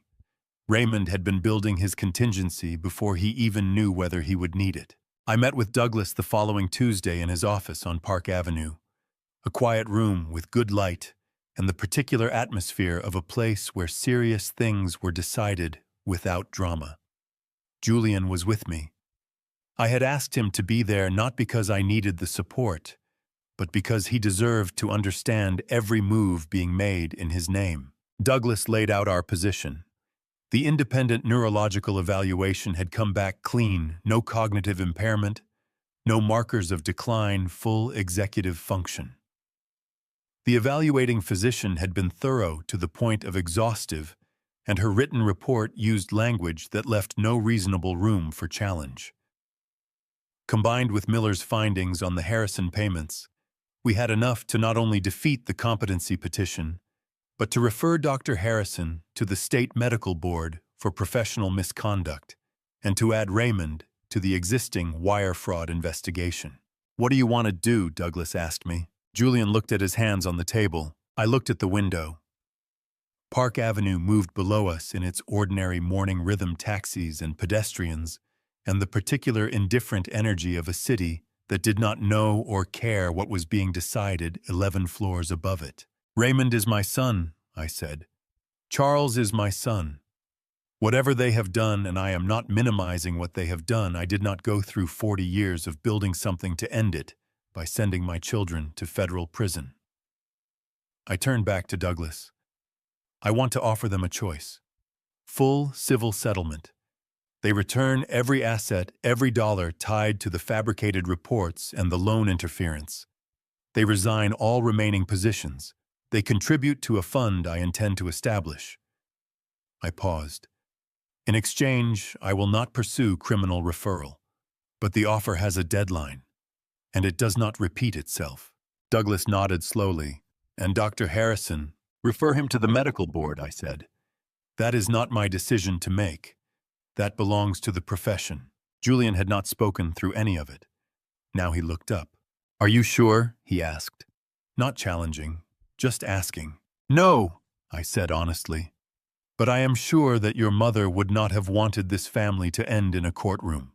Julian nodded once, and I picked up the phone to call Raymond myself because some things should not be delivered through lawyers.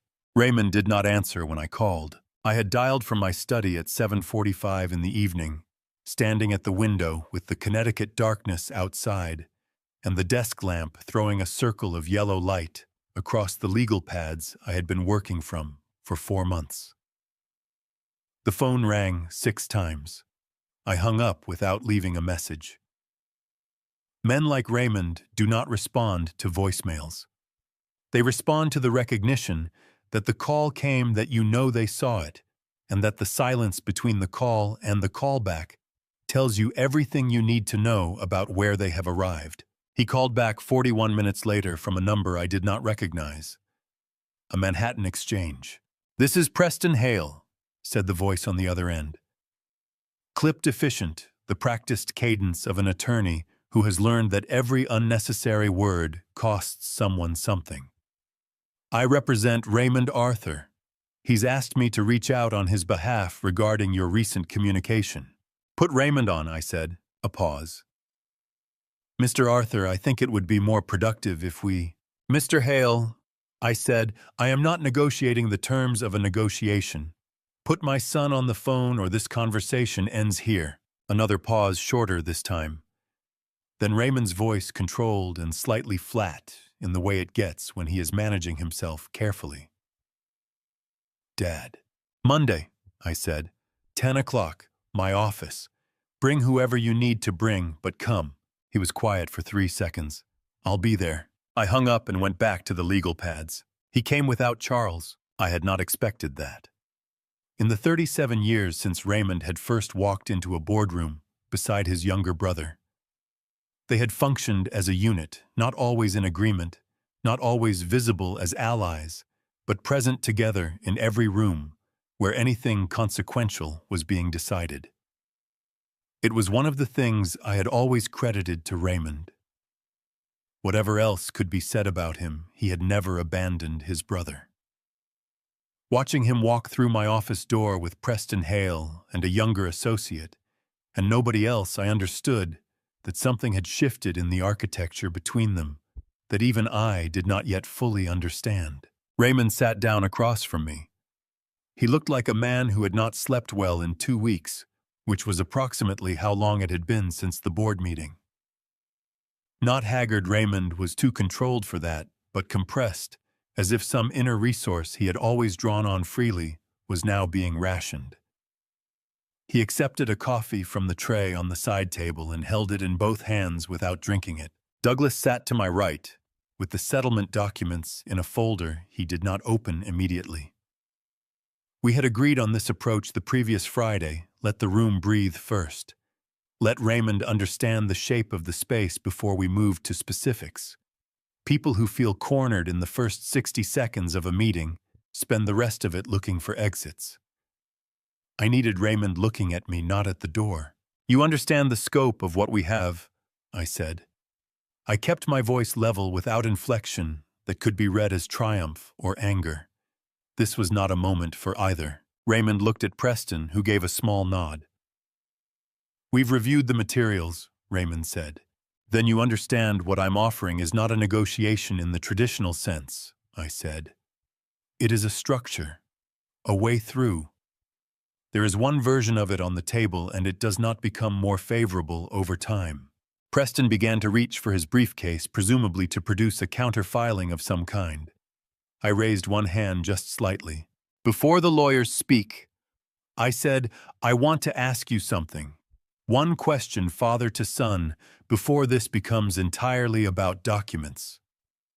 I waited until Raymond met my eyes across the desk. He held the contact which told me he had made a decision about how he intended to conduct himself today. I respected that even now. "When you started this, the reports, the firm in Dallas, all of it, did you genuinely believe I would never find out? Or did you believe that by the time I did, it would no longer matter?" The room was quiet. Preston shifted very slightly in his chair, but said nothing. Raymond looked at his coffee cup. His thumb moved once across the ceramic handle, a small, involuntary gesture. Then he raised his eyes. "I believed you had already decided," he said. His voice was controlled, but the edges of it were frayed in a way I had never heard from Raymond before. Not weakness, something more honest than weakness. "I believed you had always been deciding in Julian's direction, and that everything else was theater. The presentations, the oversight reviews, the quarterly evaluations, all of it. Theater." He stopped. His jaw moved. I told myself I was leveling a field that had never been level. I sat with that for a moment. "And was the field not level?" I asked. "Not defensively. Genuinely." Raymond's mouth tightened. "I don't know anymore," he said. "I spent a long time being certain about it. Now I'm not sure whether the field was uneven or whether I just needed it to be. It was the most unguarded thing my eldest son had said to me in possibly 20 years. I did not reward it with false reassurance or with the kind of measured paternal warmth that would have felt in that room like condescension. I simply received it and moved forward. "The field would have been yours to compete on," I said. "Fairly. You chose differently." Raymond nodded once barely. Then he looked at Preston and said, "Let's hear the terms."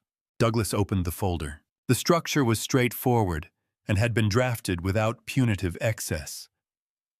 Raymond would return all compensation received across the period covered by the fabricated reports. Douglas had calculated the figure at just under $2 million when performance bonuses and equity distributions were included.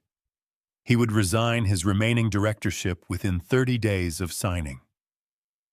He would make a contribution of $150,000 to a charitable foundation to be established in Meredith's name, a term I had insisted on, and Douglas had included without argument. And he would withdraw the competency petition with prejudice no later than 48 hours after the settlement was executed. In exchange, I would not initiate a criminal referral to the Department of Justice. I would not proactively provide materials to external regulatory bodies, though Douglas had stated plainly to both sides, and would state again now if asked, that the SEC operated independently of any private agreement, and that neither party could constrain its conduct. Preston pushed back on two clauses. He wanted the non-referral language broadened to include state-level authorities, and he wanted the timeline on the directorship.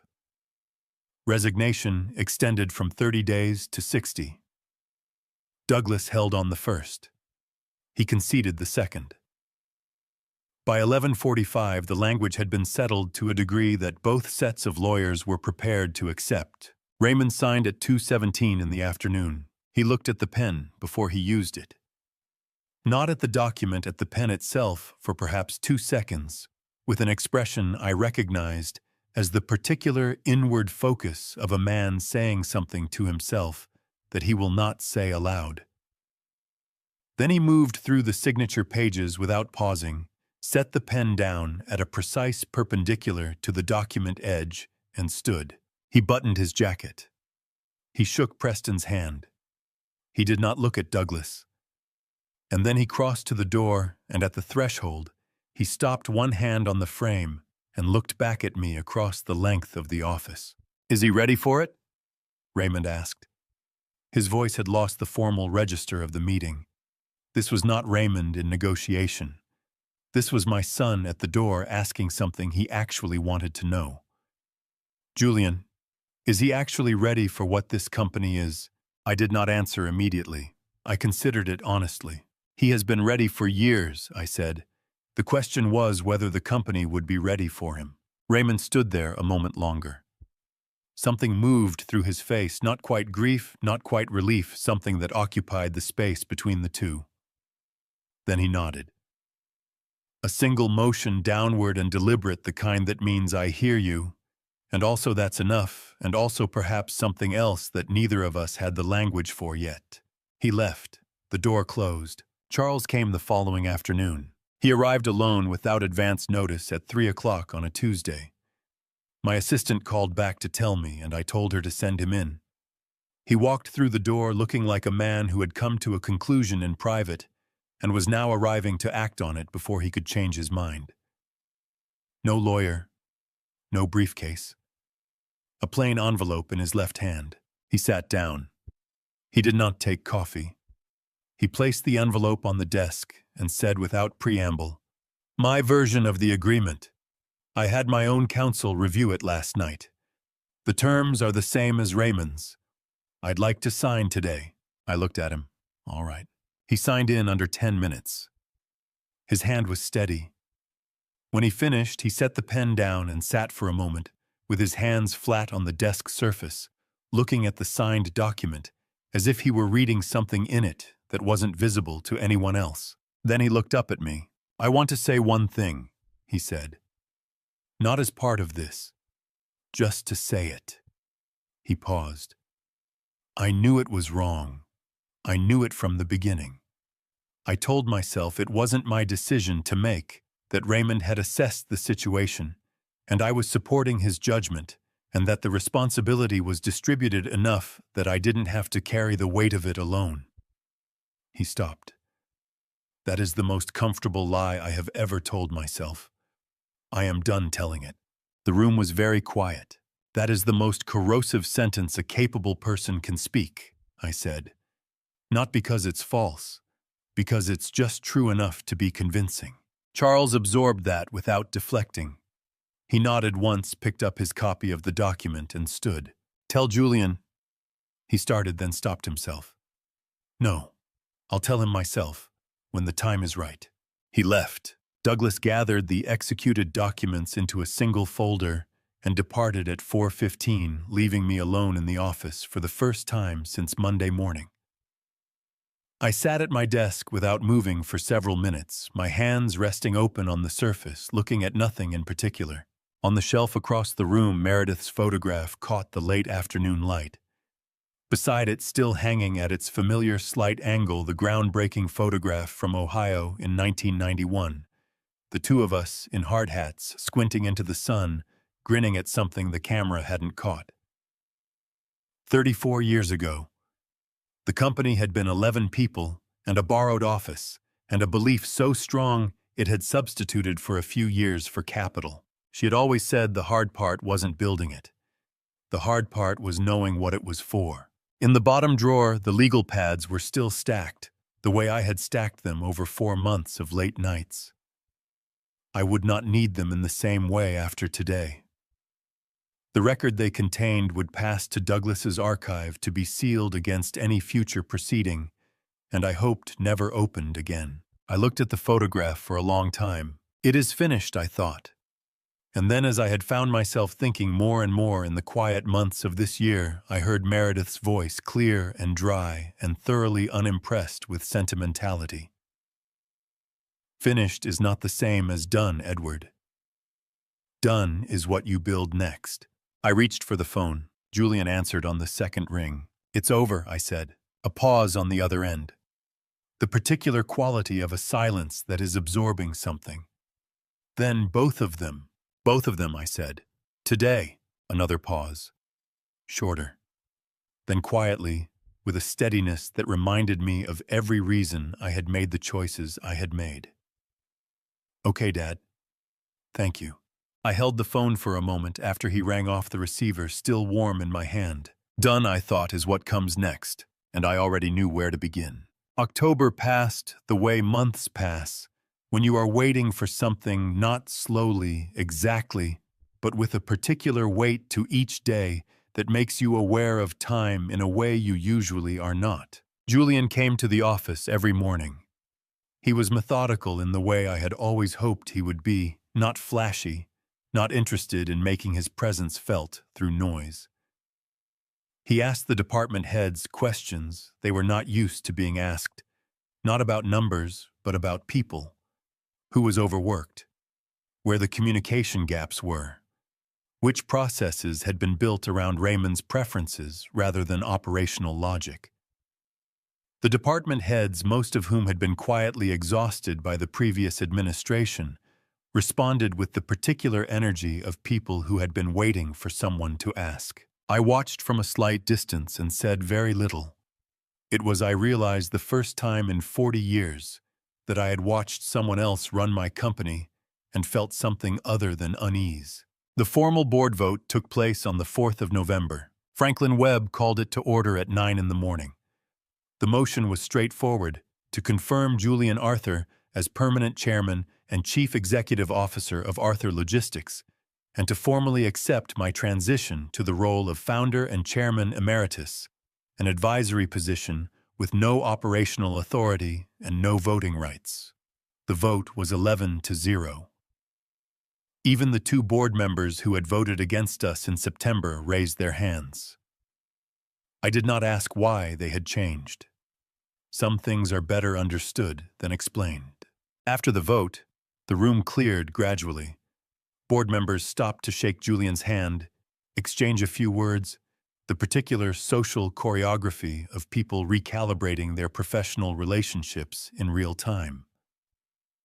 Franklin Webb stopped at the door and looked back at me. 40 years is a long time to hand something over, he said. It is, I agreed. You picked the right one, he said. Then he left. Julian and I were alone in the boardroom. The city moved outside the windows, indifferent and continuous.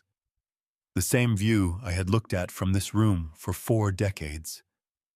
Julian was standing at the head of the table, my chair, now his, with one hand resting on the back of it. Not sitting yet, just standing there in the particular way of someone who is aware that a moment is significant and is letting it be significant without rushing past it. How does it feel? I asked. He thought about it genuinely, which I appreciated. He did not reach for the easy answer. Heavy, he said, but the right kind of heavy, like something that's supposed to be there. I reached into my jacket pocket. I had been carrying it since that morning, a pen, slim and dark blue, the cap worn smooth at the edges from years of use. Meredith had given it to me in 1987, the day I signed the original Articles of Incorporation. She had pressed it into my hand in the parking lot of the attorney's office and said, "Sign everything that matters with this." I had. Every significant document for 38 years, this pen had been in my hand. I held it out to Julian. He looked at it, then at me. Dad, it belonged to your mother first, I said. She would have wanted it to keep being used. Julian took it. His fingers closed around it slowly, carefully, the way you hold something you understand is being given rather than merely handed over. I watched his jaw work. He pressed his lips together and looked down at the pen for a moment, and when he looked back up, his eyes were bright in a way he did not try to hide. I pulled the formal transition documents from the folder Douglas had prepared. 3 pages each requiring my signature in 2 places and Julian's in 1. I took a different pen from my breast pocket for my own signatures, a plain black ballpoint, nothing ceremonial, and signed where Douglas had marked. Then I slid the documents across the table to Julian. He uncapped Meredith's pen. He signed his name in the same slightly left-leaning hand I had recognized on the buzzer panel in the Bronx 6 months ago. Clean, deliberate, unhurried. When he finished the last page, he set the pen down beside the documents and straightened up. "There's one more thing," I said. I pulled a separate envelope from the folder. The B Corp conversion filing. It starts the process of restructuring Arthur Logistics as a social enterprise. It will take 18 months to complete, possibly longer. There will be regulatory filings, independent assessments, a governance overhaul. I paused. It was your mother's idea, actually. She raised it in 2014, and I told her the timing wasn't right. I looked at the envelope. The timing is right now. Julian picked up the envelope. He turned it over in his hands once, then set it down on top of the signed documents with a kind of quiet finality. Then, for the first time since he had walked back into my life in May, my son smiled. Not the brief, careful expressions I had seen before, the almost smiles, the restrained ones. This was a real smile, slow and full, the kind that starts in the eyes before it reaches the mouth. It was Meredith's smile. She had worn it exactly the same way. My chest tightened with something that was not grief and not quite joy, but lived in the same neighborhood as both. "Okay," Julian said. "Let's build something worth keeping." I thought of Meredith. I thought of Leo. I thought of a kitchen table in the Bronx with a wobbling leg and 2 chipped cups and the particular kind of strength that is built quietly, without anyone watching over years. And I thought, yes. Finally. Yes. The office space was on the ground floor of a converted warehouse on Elton Avenue in the South Bronx, 3 blocks from Julian and Sophie's apartment. It was not large. 4 rooms freshly painted in a shade of warm white that Sophie Arthur had chosen with good light from a row of east-facing windows that caught the morning sun and held it. A small reception area, 2 meeting rooms, a back office where the paperwork was already beginning to accumulate in the organized fashion of things that were being built correctly from the start. On the wall beside the front door, in plain sans-serif letters, was the name we had agreed on in November, the Meredith Arthur Foundation, pending IRS 501c3 approval. I stood in front of that sign for a long time before going inside. It was the 22nd of November, a Saturday. Julian had suggested the weekend so that Sophie Arthur could be there without rearranging her hospital schedule. She had taken the lead on the Foundation's community health program, a natural extension of her work as a nurse, a practical application of everything she had watched her neighborhood need and not receive over 6 years of living in it. She had spent 3 weeks drafting the program framework, and she had done it without being asked, which told me everything I needed to know about whether the foundation would actually work. Julian met me at the door. "Leo's inside," he said. Fair warning, he found the marker set. I heard from somewhere in the back office the particular sound of a child engaged in a project of significant personal importance. I decided not to investigate immediately. The 3 of us walked through the space together. Julian explained what each room would eventually become: the reception area for intake and referrals, the meeting rooms for financial counseling and health consultations, the back office for administration. He spoke about it the way he had spoken about the company's departments in October, practically specifically with attention to the people rather than the structure. Sophie Arthur was in the larger meeting room, arranging chairs around a table that had been donated by a church 2 blocks away. She looked up when we came in. "The IRS filing went in last Monday," she said. "Douglas thinks we'll have the approval letter by spring." "Spring is fine," I said. "The work can start before the letter arrives."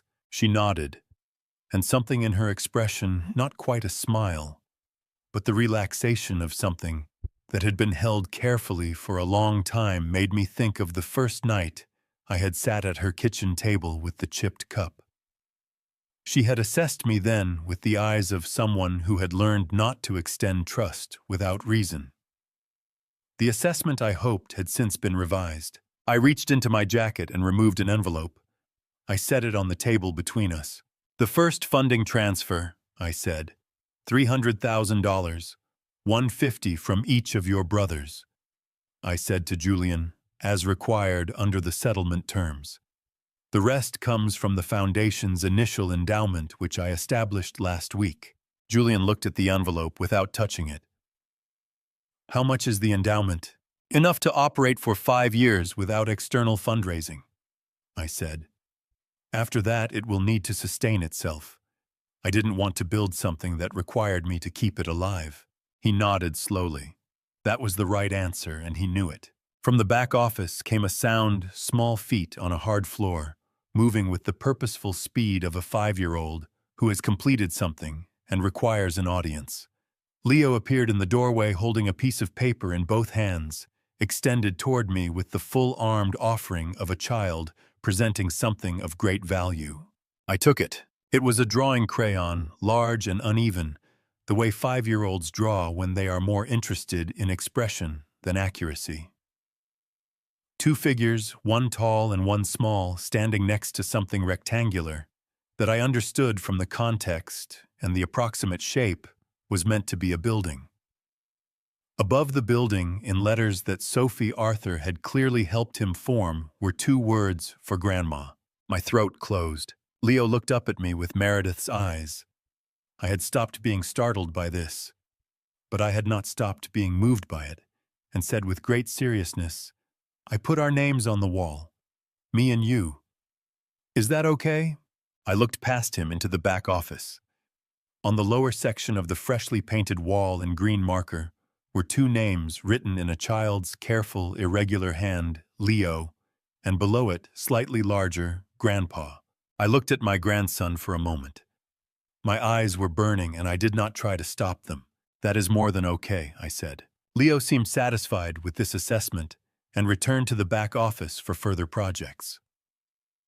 Julian watched him go with the expression of a man who has learned that his son will always find a way to locate the emotional center of a room. I was still holding the drawing when Sophie Arthur touched my arm lightly and stepped out to take a phone call, leaving Julian and me alone in the meeting room. Julian reached into the bag he had set on the table when we arrived. He removed an envelope, plain white, no return address, postmarked 3 days earlier from an address in Connecticut. I recognized as Raymond's home. "It came to the apartment," Julian said. "I haven't opened it." He slid it across the table. My name was on the front in Raymond's handwriting, the same sharp, angular hand I had watched sign documents for 20 years. I opened it. It was 2 pages handwritten. I will not reproduce it in full, because some things said between a father and a son belong only to them. But I will say this: Raymond wrote without excuses. He wrote about the year Julian left, about the fear he had felt watching our father's attention move about the choices he had made from that fear, and about what it had cost everyone, including himself. He did not ask for forgiveness. He asked only that I know he understood now what he had destroyed, and that he was sorry for it. The last line read, "Tell Julian I said his son has good eyes." I folded the letter and held it against my chest for a moment, eyes pressed shut, the drawing still in my other hand. Leo's voice came from the back office announcing that he had also written the word foundation, but it was spelled wrong, and did he need to fix it? Julian called back that it was perfect exactly as it was. And standing in that small, warm room with my son's voice in one ear and my grandson's in the other, I held my dead wife's name on a wall and my eldest son's words against my heart. And I understood finally what it meant to have built something that would outlast me. December came to the Bronx the way it always does in a working neighborhood, without announcement, without the decorative gentleness that shows up in wealthier parts of the city. No slow dimming of color. No romantic slide from autumn into cold. Just one morning, when the wind carried something final in it, when the last of the leaves gave up, and the pavement turned the particular shade of gray that means winter means business.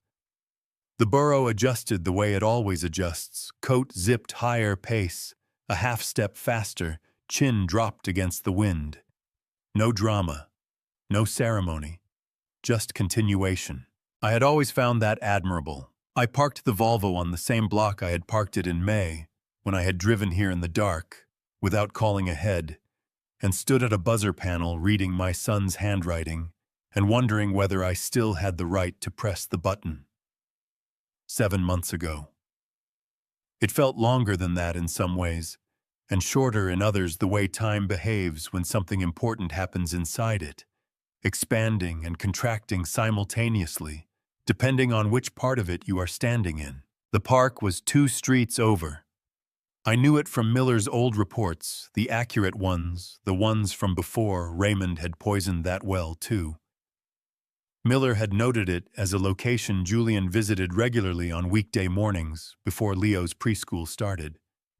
At the time, I had read that detail the way I read everything in those reports at a distance through glass as information about a life, rather than as the life itself. I walked the 2 streets slowly, hands in my coat pockets, and arrived at the iron gate in the fence at 29 minutes past 2.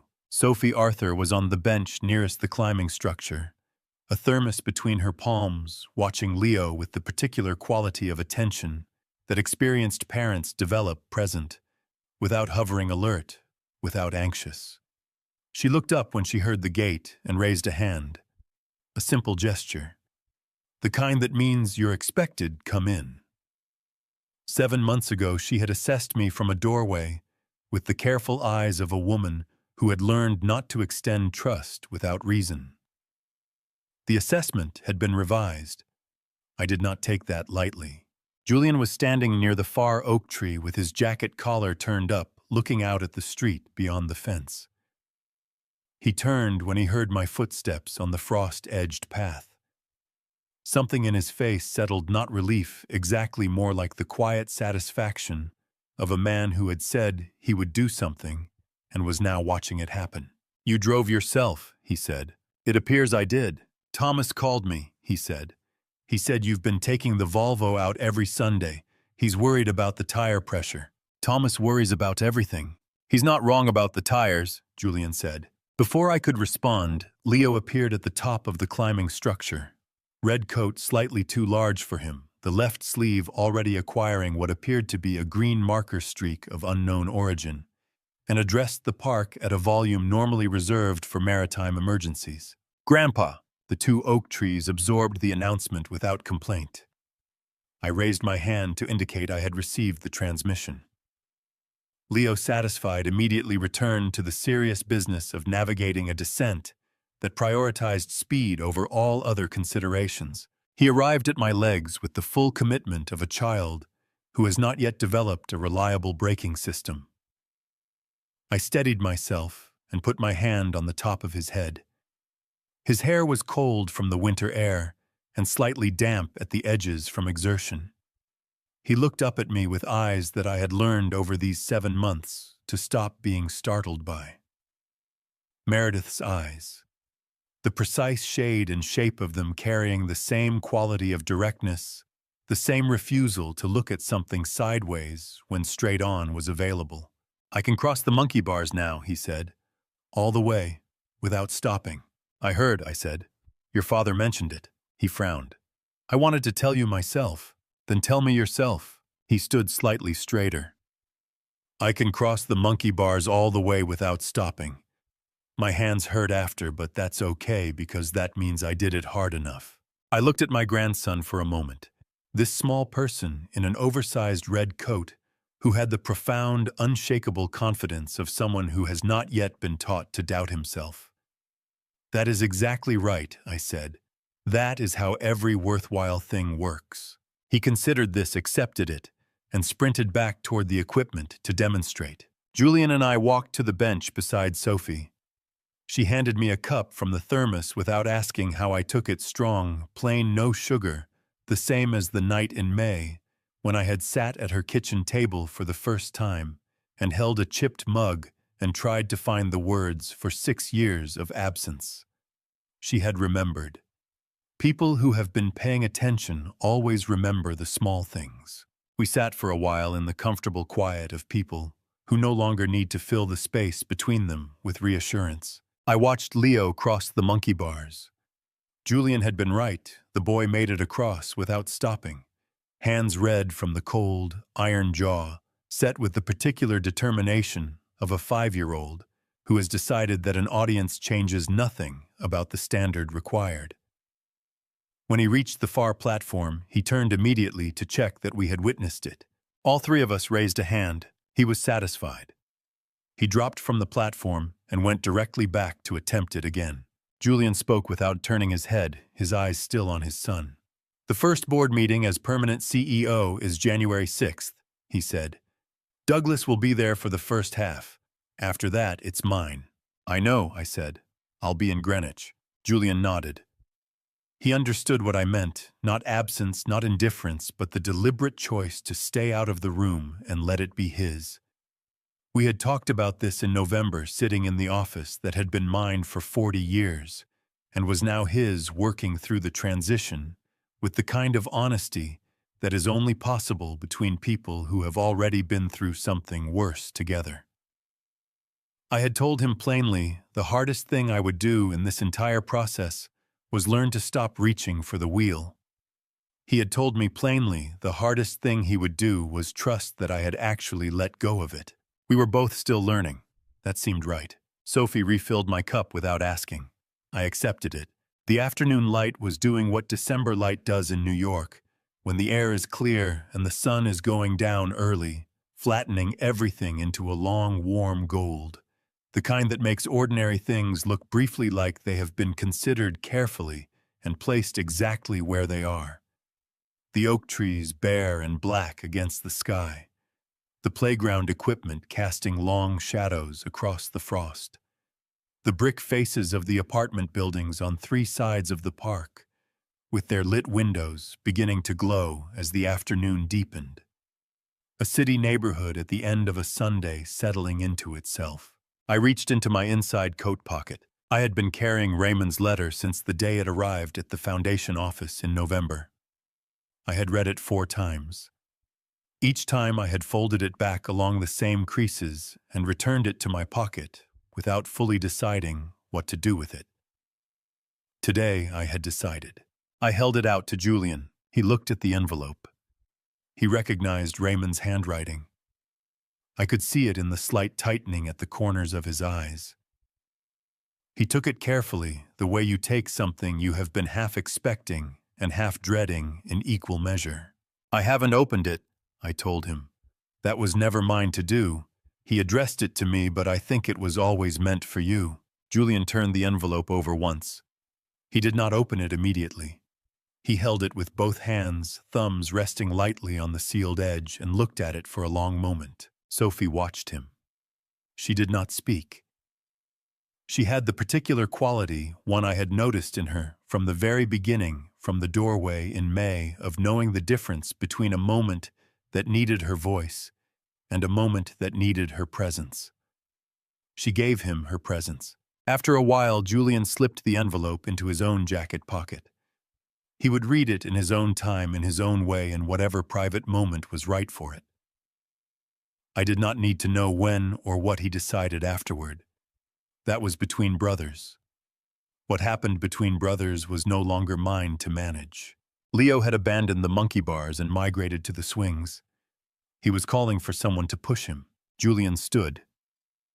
Before he stepped away from the bench, he placed his hand briefly on my shoulder, just for a second, firm and direct the way men communicate things they have decided not to leave to language.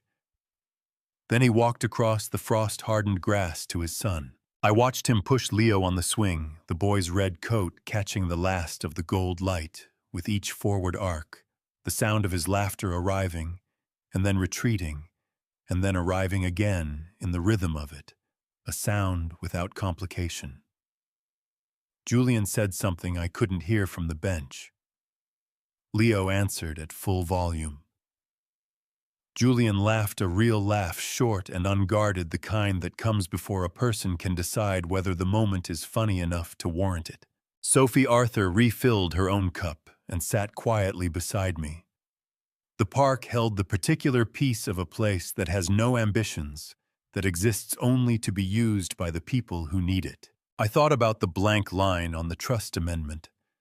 I had left it blank because I believed a test would tell me what I needed to know. What I had not understood then, what I understand now, sitting on a bench in the December cold, with tea going warm in my hands, was that Julian had never been taking a test. He had simply been himself in a house where people happened to be watching. There is a difference. The test had been mine. The passing of it had also been mine, or the failing of it, depending on the year you measured it from. Dr. Caldwell had been straightforward with me in October about what the next 12 months looked like. I had listened, asked 2 questions, thanked him, and driven home.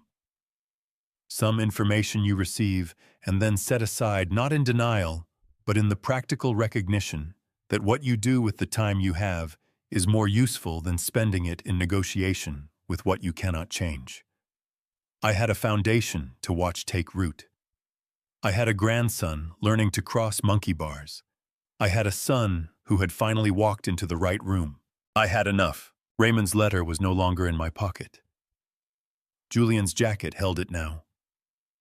That felt correct, not as a closing, not as a resolution of everything that had been damaged between those 2 men over 6 years of deliberate harm, but as a beginning of the long, uneven work that follows when people decide to remain in each other's lives.